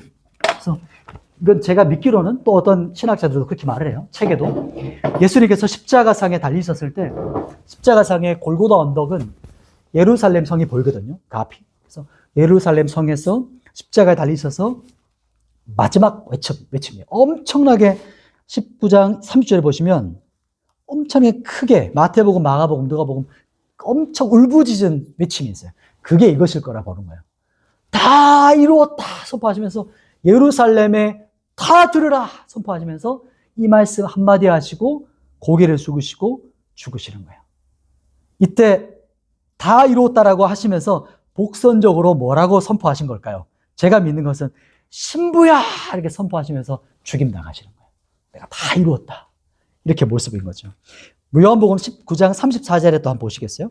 예수님께서 죽으셨어요. 그런데 19장 34절에 군인이 창으로 예수님이 어디를 찔렀죠? 옆구리를 찔렀어요. 그랬더니 옆구리에서 피와 물이 나왔습니다. 창세기 2장에 보면 하나님께서 아담의 옆구리에서 뭐를 취하시죠? 갈빗대를 취하세요. 이 갈빗대가 옆구리예요. 갈빗대. 옆구리에서 갈빗대를 취하셔서 누구를 만듭니까? 신부인 하와를 만들어요. 저는 이게 너무 감동적인 거예요. 하나님께서 창조 때 아담의 옆구리에서 신부인 하와를 만드셨던 것처럼 예수님의 십자가상에서 그 옆구리에서 하와, 우리 신부된 우리를 찾으시는 거예요. 피와 불을 쏟으시는 겁니다. 그게 바로 여기서 우리가 교회가 실제적으로는 오순절 성령 강림 사건 때 시작되지만 여기서부터 예수님께서 신부를 부르시고 찾고 계시죠. 우리를 찾고 계시는 거예요. 그래서 십자가에서 주님은 신부를 부르세요. 그분을 신부를 찾으세요. 그리고 우리 모든 속죄할 자들, 모든 구원받을 자들을 찾으시고 내가 다 이루었어. 내게로 나오라. 내가 모든 것을 값을 치렀어. 어둠과 낸 모든 백성들아 다 내게로 오라. 이제 예루살렘 성을 향해서 외치셨죠, 먼저. 예루살렘에 있는 자들아 다 내게로 오라. 이렇게 그 앞에 있는 자신을 죽이는 그 모든 백성들을 향해서도 예수님께서 선포하고 계시는 거예요. 이게 그분이 마지막 이제 단말마처럼 선포하셨던 그 이중적인 메시지라고 볼 수 있는 것이죠. 이제 드디어 마지막 7월입니다. 자, 그러면 다 이루었다라는 뜻의 핵심적인 뜻은 구원의 완성입니다. 구원의 완성, 그리고 속량입니다. 속량은 거의 똑같아요. 속량, 속죄, 구속, 리딤, 이런 뜻을 다 가지고 있습니다. 속량. 근데 속량이라는 단어를 많이 가졌어요. 왜냐하면 그 당시 속량이라는 단어를 우리는 지금 종교적인 언어지만 그 당시에는 노예를 값을 주고 사는 언어가 속량이라는 단어를 그 당시 썼어요. 이 뜻이 바로 복음 안에 가장 핵심 키워드를 가지고 있는 겁니다. 자, 그리고 마지막 7번째 누가복음으로 또 가겠습니다.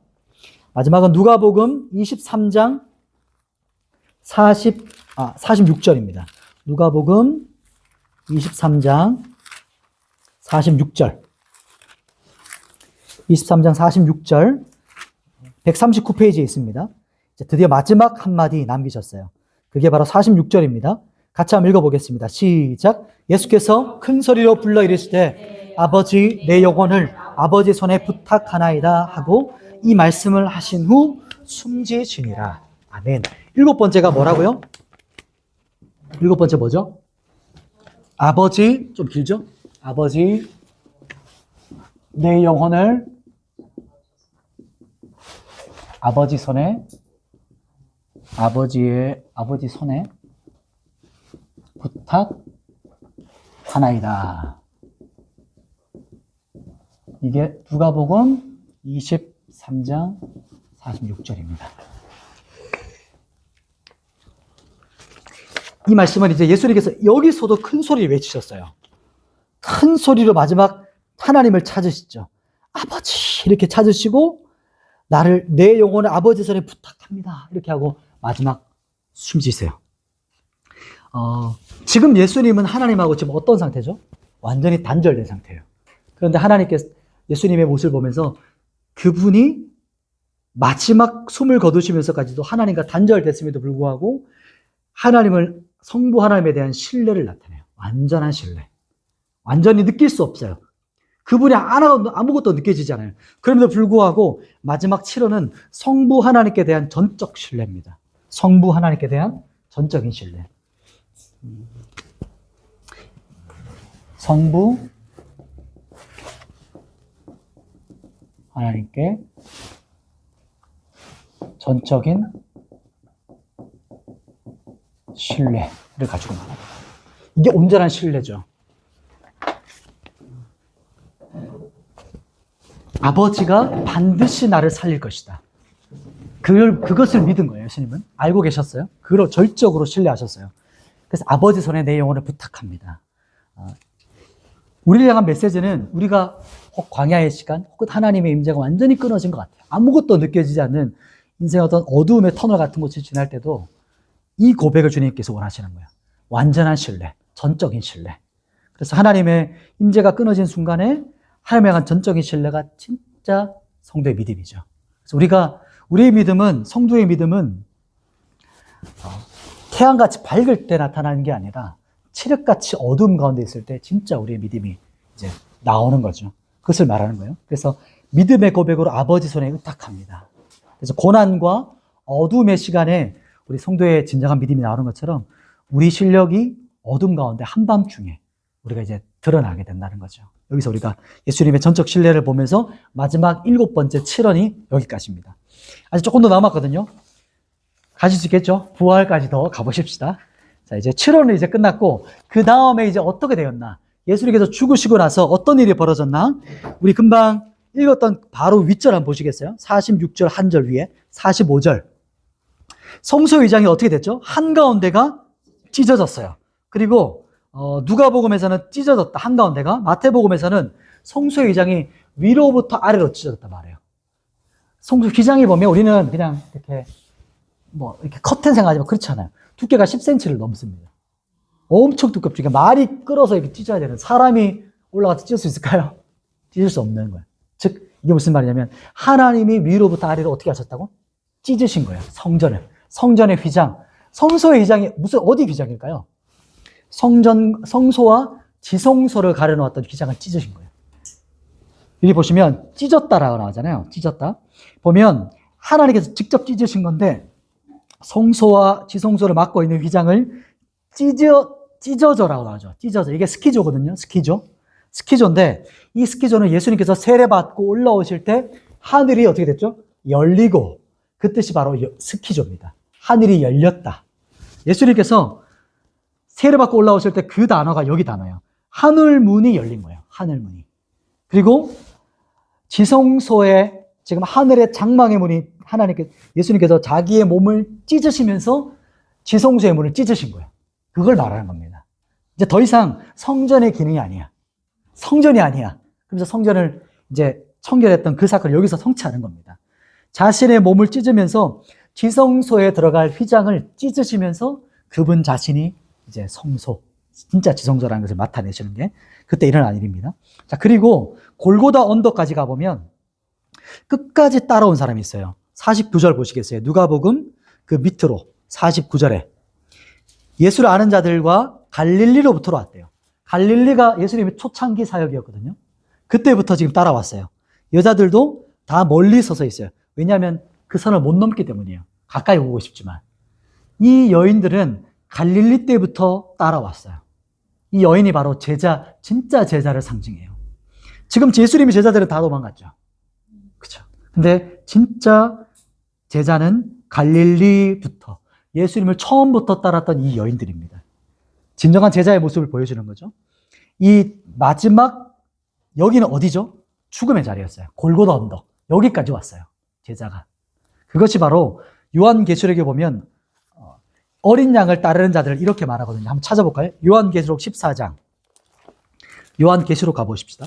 요한계시록의 14장 4절입니다.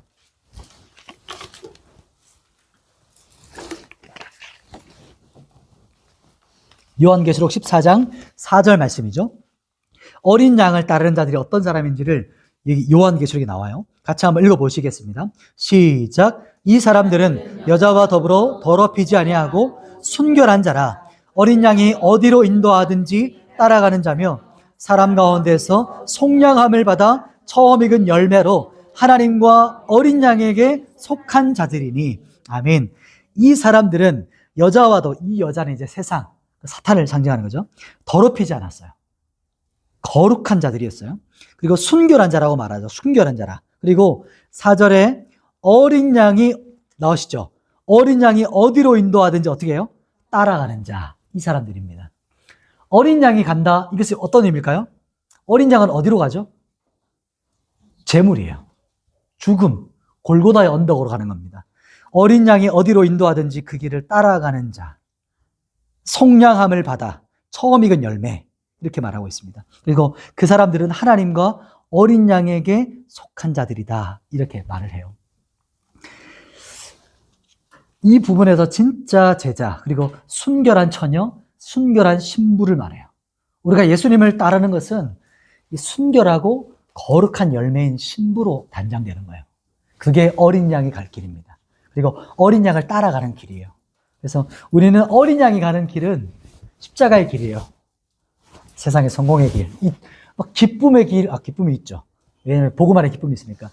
성공의 길, 내 만족의 길, 그 길이 아니고 어린 양이 어떤 길로 가든지 따라가는 거예요. 기쁨일 수 있고, 때론 슬픔일 수 있고, 고통일 수 있지만 주님이 가면 우리가 따라가는 거. 이 여인을 보면서 우리가 그걸 볼 수 있는 것이죠. 이제 마지막 두 번째 남았어요. 이제 부활로 가보시죠. 부활 사건인데요. 마태복음 28장입니다. 앞으로 이제 마지막 장이죠. 마태복음 28장 부분을 보시면 예수님께서 하나님의 유월절 어린 양으로 죽임당하세요. 근데 유월절 다음 날은 무교절기예요. 무교병을 먹는 날. 무교병을 먹는 날이에요. 즉 이날에 예수님은 시간적인 개념, 이 땅의 시간적인 개념으로 봤을 때는 어디 계셨다고 생각했죠? 무덤에 계신 거예요. 무덤에. 지금이 어떤 날이죠? 지금 제가 지웠군요. 그 금요일 다음 토요일인 겁니다. 우리 시간상으로 봤을 때 시간을 초월하시는 분이 있지만 그게 바로 무교절기인 거예요. 그러니까 무교절의 절기가 완성이 되는 겁니다. 그리고 그 다음 이제 주일 새벽, 이제 우리는 이제 일요일 새벽, 우리는 주일이라고 표현하죠. 일요일 새벽의 모습이 이제 28장에 나오는 거예요. 이때 주님이 부활하시는 거예요. 부활하실. 28장 1절에 안식일이 다 끝나고 안식 후 첫날 나오죠. 그래서 우리는 안식 후 첫날을 지키는 거예요. 이게 주일입니다. 그래서 우리가 이 날을 기념해서 주일로 예배를 드리는 것이죠. 왜 예배는 부활을 기념하는 거예요. 부활을. 그렇기 때문에 꼭 주일이 아니라도 괜찮아요. 그러나 우리는 초대교회 때 매일 예배를 드렸어요. 매일 성찬했어요. 근데 그 중에 하루는 구별해서 드리자고 해서 그날을 이 성경에 나오는 것처럼 안식 후 첫날 부활의 날을 기쁨으로 우리가 잔치하자, 함께 예배드리자 이러면서 결정된 겁니다. 그리고 일요일 새벽에, 주일 새벽에 그분이 부활하시는데 부활의 의미가 뭘까요?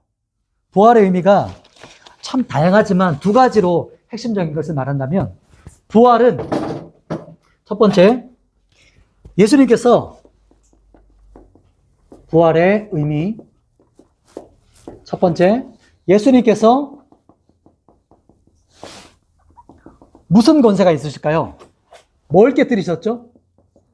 사망 권세를 깨뜨리는 권세가 있다. 능력이 있다. 깨뜨리심을 말씀하는 거예요. 능력이 있다는 것을. 두 번째는 뭘까요? 예수님이 누구라는 것을 말씀하는 걸까요, 이제? 그렇죠. 예수님이 하나님이심을 증명이라고 하면 좀 그렇지만 하나님이심을 선포, 증명하시는 거예요. 온 열방에 다시 부활하신 자신을 통해서 내가 바로 그 하나님이야. 이렇게 선포하시는 사건이 부활의 의미입니다.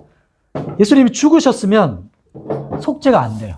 그냥 죽으신 거예요. 그러나 부활하셨기 때문에 그분이 모든 것을 치루셨다. 이렇게 말하는 거예요. 그래서 그분이 진짜 하나님이셨고 사망 권세를 이기셨다. 이게 참 묘한 표현이에요. 사망을 사망시키셨어요. 죽음을 죽이셨어요. 이게 그분이 행하신 일이거든요. 그분은 뒷분에 조금 더 살펴보겠습니다. 그래서 부활의 첫 열매가 되셨죠. 그게 바로 구약의 초실절입니다. 초실절. 첫 열매. 그래서 첫 열매를 흔들어 드리는 게 초실절이거든요. 그래서 이 초실절의 첫 열매가 바로 이 부활의 예수님입니다. 자, 새벽에 무덤이 열리죠. 예수님께서 부활의 완전한 몸으로 일어나셨어요. 나중에 보면 예수님의 부활을 목격한 사람들 나옵니다. 이제 요한복음 한번 가볼게요. 자, 요한복음.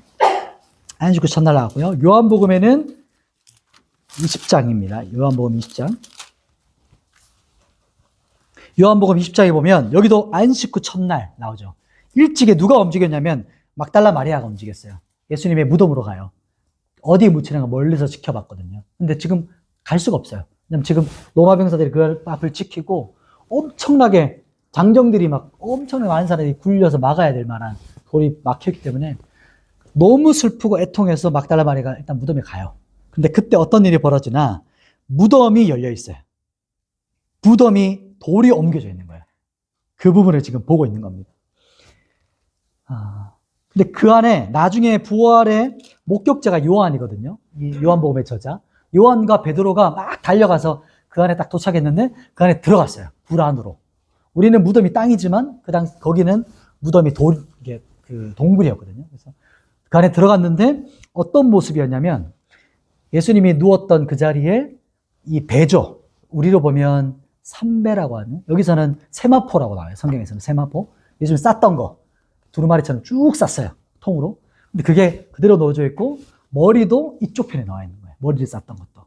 그것을 여기서 말하고, 그리고 요한복음의 7절 한번 보시겠어요? 20장 7절. 20장 7절 한번 눈으로 보세요. 머리를 쌌던 수건은 세마포와 함께 놓이지 않고 딴 곳에 쌌던 대로 놓여 있더라. 그리고 6절과 5절에 보면 세마포가 놓여져 있다. 세마포가 놓였다. 그래서 반복해서 말하죠. 세마포가 그대로 놓여져 있고 예수님이 그대로 부활체의 몸으로 나오셨어요.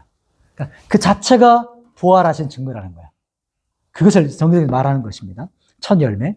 그리고 예수님의 무덤에 갔을 때 이제 이 마리아가 너무 하염없이 우는 거예요. 너무 슬프고 애통하고.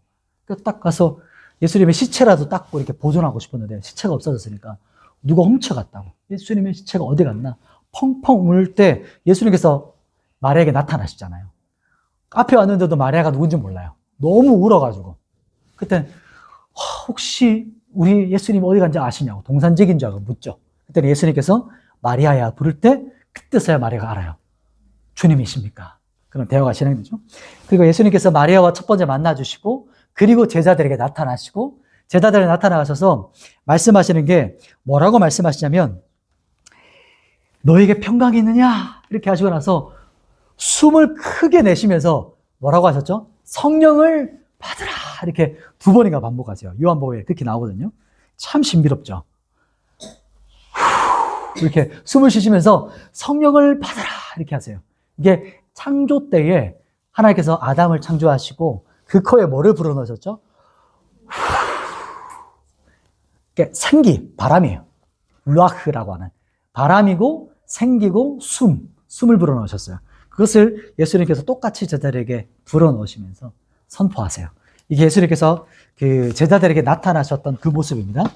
이렇게만 짧게 정리하고 마지막으로 가볼게요. 이제 마지막은 우리 생각하면 제자들이 부활하신 예수님 만났어요.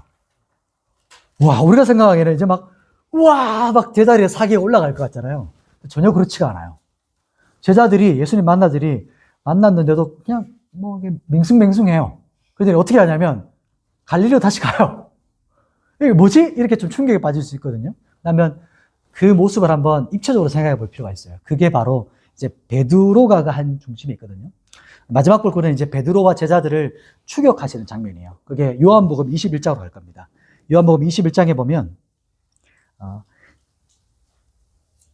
우리가 주님을 막 이제 온전히 따라가서 이제 뭔가 새롭게 할 것 같은데 제자들은 뭐라고 말하냐면 부활의 주님을 만나고 나서 제자들이 반응이 다시 갈릴리 고기 잡으러 갈게. 난 고기 잡으러 갈 거야 했더니 베드로가 제자들이 말하거든요. 그랬더니 다른 제자들이 나도 갈게. 이렇게 붙어요. 갈릴리로 갔어요. 이게 이해되시죠? 베드로가 어떤 심경이었을까요, 지금? 그날 밤. 지금 예수님은 자기를 용서해도 자기 자신이 용납이 안 되는 거야. 내가 호언장담했고, 내가 다 도망쳐도 내가 그 지옥 끝까지 갈 겁니다. 내가 끝까지 따라갈게요. 이렇게 했는데, 요종 앞에서 자기가 팔 떨려서 부인하고 저주까지 했던 자기의 모습. 이게 자기 용납이 안 되는 거예요. 그 앞에서. 떠나죠. 그게 이제 베드로가 있었고, 이제 고기 잡는 게 21장이에요. 요한복음 21장. 그리고 왜 고기 잡나? 이렇게, 왜 또 다시 고기 잡지? 이렇게 생각할 수 있잖아요. 예수님께서 베드로를 찾아서 어떤 사람들은 이렇게 말해요. 예수님께서 갈릴리에 갈 거다 했기 때문에 갈릴리 갔다. 이렇게 말하기도 하는데 저는 그렇지 않을 거라 생각을 해요. 여기 봤을 때. 왜냐하면 이 대화를 보시면 알아요. 베드로와 제자들이 고기를 잡아요. 근데 또 어떤 일이 벌어지죠? 옛날에 있었던 또 사건이 벌어져요. 안 잡혀. 허탕해. 밤새 물질했는데 아무리 그물을 내려도 물이 한마디 나죠. 물고기가. 그리고 이제 날이 밝아오는데 저기 멀리서 예수님께서 찾아오셔서 외쳐요. 물어요. 얘들아, 너에게 물고기가 있느냐? 이렇게 물으시거든요. 그리고 그물을 배 오른편에 내려라. 멀리서 들렸겠죠. 그러면 고기를 잡힐 거야. 이렇게 했더니 사람들이 긴가민가 하는데 요한이 딱 알아채요. 주님이시다. 이렇게 했더니 베드로가 그 당시에는 옷 벗고 있겠죠. 다 젖으니까. 겉옷을 다시 입고 물속으로 뛰어들어요. 그래서 물속에 뛰어들어서 막 헤엄쳐서 예수님께 나옵니다. 이 모습을 보면 상상이 되죠. 베드로가 지금 고기 잡으러 왔지만 마음은 어디 있다는 걸까요? 예수님과 함께 있고 싶은 거예요. 그러니까 주님이시다 하자마자 그냥 몸이 반응하는 거예요. 뛰어내려요. 노를 젓고 가면 더 빠를 텐데 뛰어내렸어요. 갔어요. 상상해 보시면 아마 베드로가 무태 왔을 때 예수님께서 베드로를 잡아줬을 것 같아요. 손을 잡아서 일으켰겠죠. 근데 딱 와서 봤더니 예수님께서 뭐를 피워놓으셨죠? 숯불, 모닥불을 피워놨어요. 이게 예수님 참 드라마틱한 거예요. 딱 봤더니 뭐가 딱 연상됐을까요? 그날 밤이 딱 깨올랐겠죠. 며칠 안 지났잖아요, 지금. 3일 전, 이틀 전이에요. 3일 전. 그래서 예수님께서 불을 피워놓으셨고 고기를 굽고 계세요. 예수님께서 물으시죠. 요한의 아들 시몬아. 그러니까 시몬이라고 부른 거예요. 베드로를 안 부르시고 옛날 그 친한 이름, 옛날 이름. 요한의 아들 시몬아, 네가 이 사람들보다 나를 더 사랑하느냐? 이렇게 물으시죠. 그랬더니 베드로는 막 이까지 올라왔을 거예요. 내 사람이다 이렇게 하고 싶었지만 차마 그렇게 말을 못하는 거예요. 자기 스스로가 용납이 안 돼. 그래서 주님, 제가 주님 사랑하는 거 주님 아시잖아요. 이렇게 했더니 예수님께서 첫 번째 내 어린 양을 먹이라. 여기서 이제 똑같이 내 어린 양이라고 말하지만 뒷부분에는 다 양이잖아요. 근데 첫 번째는 어린 양이에요. 그래서 my lamb이라고 하는 이제 나중에 sheep은 어른 양, 그러니까 lamb은 어린 양 이렇게 말하거든요. 내 어린 양을 먹여라. 그리고 나서 또 물으시죠. 요한의 아들 시몬아, 네가 나를 사랑하느냐? 다시 또 똑같이 대답하고 예수님께서 내 양을 쳐라. 때리는 게 아닙니다. 케어하는 거예요. 케어. 내 양을 쳐라. 내 양을 돌봐라. 이렇게 말씀하시고 또 다시 한 번 더 질문하시죠. 네가 나를 사랑하냐? 그랬더니 베드로가 정말 이때 막 외치고 싶었겠죠. 그러나 그 못하고 정말 주님 사랑합니다 말하고 싶었지만 차마 그 말 못해요. 그래서 주님 아시죠? 주님 아시잖아요. 이렇게 말을 해요. 그리고 내 양을 먹여라. 이렇게 3번 해요. 왜 3번 하셨을까요? 3번 부인했거든요. 다시 회복시키세요. 베드로를. 그리고 나서 진짜 베드로가 초대교회 수장으로 진짜 열방을 향한 그 고넬료 사건을 통해서 열방의 복음을 문을 여는 사람으로 이제 사용되어져요. 그러니까 이때 예수님이 안 찾아갔으면 어떻게 됐을까요, 베드로가? 계속 고개만 잡았겠죠. 근데 고개 잘 마음이 없어. 계속 예수님만 생각해. 계속 그날 부인했던 것만 생각해. 다구름 소리 나면 막 경계하면서 일어나고 막 그 생각만 하고 있는 거예요. 베드로 안 그랬겠어요? 그 우스갯소리로 베드로가 이 닭고기를 안 먹었다라는 말도 있잖아요. 우스갯소리로. 너무 아무튼 여기서 저는 그렇게 표현한 어떤 신학자인가 누구 시도 있어요. 이게 천국의 사냥꾼이라는 시도 있거든요. 참 긴 시인데 이 말이 정말 여기에 해당되는 것 같아요.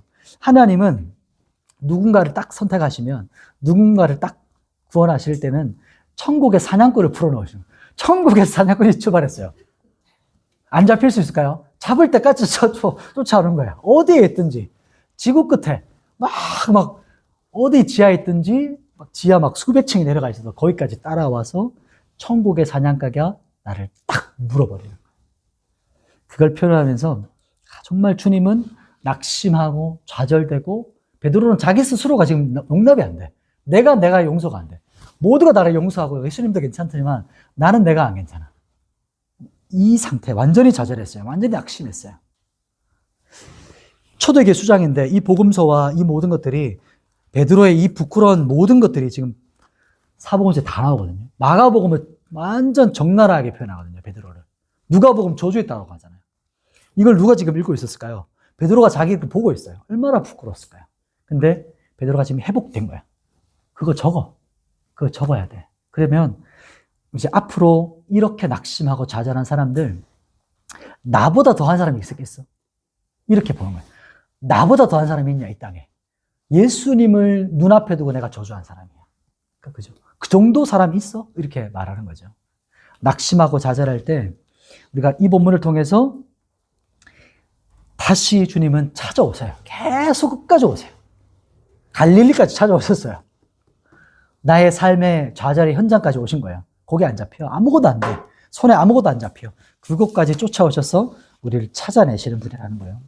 그래서 그리고 나서 이제 그 다음 주에 살펴볼 건데 이제 중복적으로 나와요. 사복음서에 예수님께서 제자들을 보는 앞에서 마태복음 28장 18절 20절 말씀 이제 그 복음 그 대명령 하시고 눈에 보이는 앞에서 하늘로 올라가세요. 승천하세요.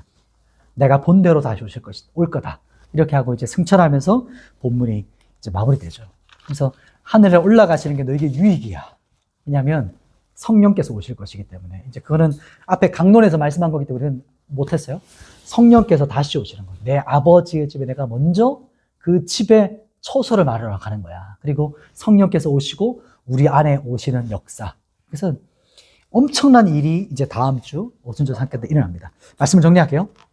오늘 십자가 시대는 예루살렘 입성으로 시작해서 십자가까지 쭉 갔어요. 부활까지. 그리고 첫 번째가 예루살렘 승리의 입성의 장면. 겸손하신 왕, 그분이 나귀 새끼를 타고 들어오신 거예요. 그리고 호산나, 그분, 다윗 자손 예수 그리스도. 두 번째 봤던 것은 성전 청결 사건은 회복입니다. 교회의 회복, 기도의 집으로서의 회복을 말하는 거예요. 그리고 그분 자신이 바로 성전이다 이라고 선언하시는 것이고, 세 번째가 종교인들에게 논쟁했던 거, 강론했던 거, 화 있을진저 열매 없는 자를 향한 책망. 그러면서도 그 책망하는 이유가 돌아오라는 거예요. 돌이켜. 그렇게 선포하셨던 부분이고요. 네 번째, 제자들과 성만찬 사건. 성만찬을 하시면서 강론했던 거. 이 떡을 찢으며 내 몸이야. 포도주를 부으시면서 쏟아붓는 거. 내 피를 다 쏟아를 거야. 그렇게 말씀하셨던 거예요. 다섯 번째가 겟세마네 기도로 올라가셨고, 그리고 체포당하시고 그 현장 땀이 막 쏟아져 나올 정도로 기도한 거예요. 그분은. 그리고 압박감과 스트레스 가운데 온 인류의 죄를 짊어질 그 포도주잔 앞에서 하나님 앞에 절대절명의 기도를 하셨죠. 그리고 밤에 끌려가시고 밤새 폭행당하시고 십자가의 6번째 십자가로 갑니다. 그 십자가 달리기 직전에 채찍질 맞으시고 채찍질에 모든 피와 살을 다 터졌어요. 다 찢으셨어요. 그리고 십자가상에 달리셔서 7마디 말씀을 하시고 우리가 모든 이제 제자들과 또 500여 제자들에게 부활하신 사건을 통해 나타내시면서 내가 사망 권세를 이기는 자야. 사망을 죽이는 존재야. 그리고 사망을 삼키는 존재. 생명의 사망을 이기는 거거든요. 어둠이 빛을 삼키려고 왔는데 어둠이 삼켜진다는 거예요. 죽음이 생명을 삼키려고 왔는데 오히려 죽음이 생명께 삼켜진 바 된 거예요. 이게 십자가상에서 일어난 겁니다. 죽음이 내가 이겼다라고 선포했는데 거기서 오히려 죽음이 짓밟혀져서 생명, 영원한 생명이 시작된 거죠. 무적행으로 사망도 불못으로 던져지게 되는 그 사건이 여기서 일어난 거예요. 그래서 이때 사탄은, 이거 설명 못 해드리네요. 이때 사탄은 이제 무적행에 떨어진 거예요. 결박된 겁니다. 지금 사탄이 이 땅에 활동하지 못하는 거예요. 지금 귀신들이 활동하고 있는 거예요. 그래서 결박되었고 마지막 요한계시록에 보겠지만 잠시 풀려나는 그때 이제 풀려나서 대환란이 일어나고 3년 6개월 그 이후에 마지막 대환란이 끝이 나고 무적행과 모든 것이 불못에 던져지고 세상 끝 이제 천년왕국이 시작되는 그 부분이 요한계시록에 나오는 사건이에요. 지금이 바로 그래서 지금이 은혜의 때라는 거예요. 구원받는 자가 점점 더 확장되어져. 아프리카와 남미와 이런 곳에는 부흥이 막 엄청나거든요. 지금 우리 옆에는 그렇지 않지만 전 세계적으로 봤을 때 엄청난 이방인들이 돌아오고 있어요. 그러면 마태복음 비유처럼 때가 차면 그때가 되면 이방인이 돌아오고 이방인의 수가 차고 그리고 이스라엘 회복되면 그때 이제 주님 다시 오시는 날이 더욱더 가까워지는 일이 벌어지는 겁니다. 그래서 이때 부활하심을 통해 모든 원수의 머리를 결박하시고 깨뜨리시고 끝이 난 거예요. 그리고 마지막 봤던 게 베드로와 제자들을 추격해 왔어요. 완전 좌절에 어두움에 있는 자들, 낙심하고 모든 것을 포기하고 끝난 것 같은 그 자리까지 찾아오셔서 그 사람들을 참 그 모습을 다시 연출하셔가지고 똑같이 부인했던 그것을 다시 사랑의 고백을 받아내세요. 그리고 다시 그 사람을 베드로를 회복하시죠. 그래서 낙심하고 좌절한 자를 그분이 바로 위로자와 격려자라는 거예요. 그분이. 그리고 지금도 우리를 찾고 계세요. 골고다 십자가가 우리가 길지 않지만 짧게 살펴봤지만 이게 우리에게 날마다 더 커져갔으면 좋겠어요. 그러면 그분이 우리에게 무엇을 행하셨는가 알아야 더욱더 은혜를 알아요. 내가 어떤 죄를 용서받는가를 아는 자, 그 마리아에게 말씀하시잖아요. 죄사함이 큰 자는 나를 더 사랑하느니라. 이렇게 말씀하는 것처럼 내가 어떤 죄를 용서받았는지 내가 어떻게 다시 회복됐는지를 알면 더 그분을 사랑하게 되거든요. 그래서 더욱더 이 십자가가 우리 안에서 더 커졌으면 좋겠고 여기 있는 한 분 한 분이 그 갈릴리 여인처럼 따지지 않아요. 제자들처럼 그 성만찬 할 때까지도 싸웠거든요. 누가 크냐. 여인들은 갈릴리부터 따라와요. 골고다까지. 죽음에까지 왔어요. 그런 것처럼 우리가 어린 양이 어디로 인도하든지 그 길을 따라가는 우리 한 사람 한 사람이 되기를 소망합니다. 같이 기도하고 제가 기도하고 마치겠습니다. 하나님, 이제 십자가 시대를 마무리했습니다. 부활하신 주님, 지금 내 안에 계신 성령님, 내 안에서 날마다 십자가를 더욱더 밝히 알게 하여 주시고 나의 어떤 죄가 용서받았는지 날마다 더 깊은 은혜 가운데 들어갈 수 있도록 생수의 강을 넘어서 그 은혜의 바다 안으로 우리를 더 가까이 인도해 주십시오. 이곳에 함께했던 우리 한 사람 한 사람 말씀이 육신이 되어 우리 가운데 나타나신 것처럼 말씀이 우리의 삶의 현장에서 열매 맺을 수 있도록 잎사귀만 있는 저주받을 무화과가 아니라 주님 열매 맺어 주님께 열매 드리는 그런 진짜 성도가 되기를 간절히 소망합니다. 예수님의 이름으로 기도드립니다. 아멘. 수고하셨습니다.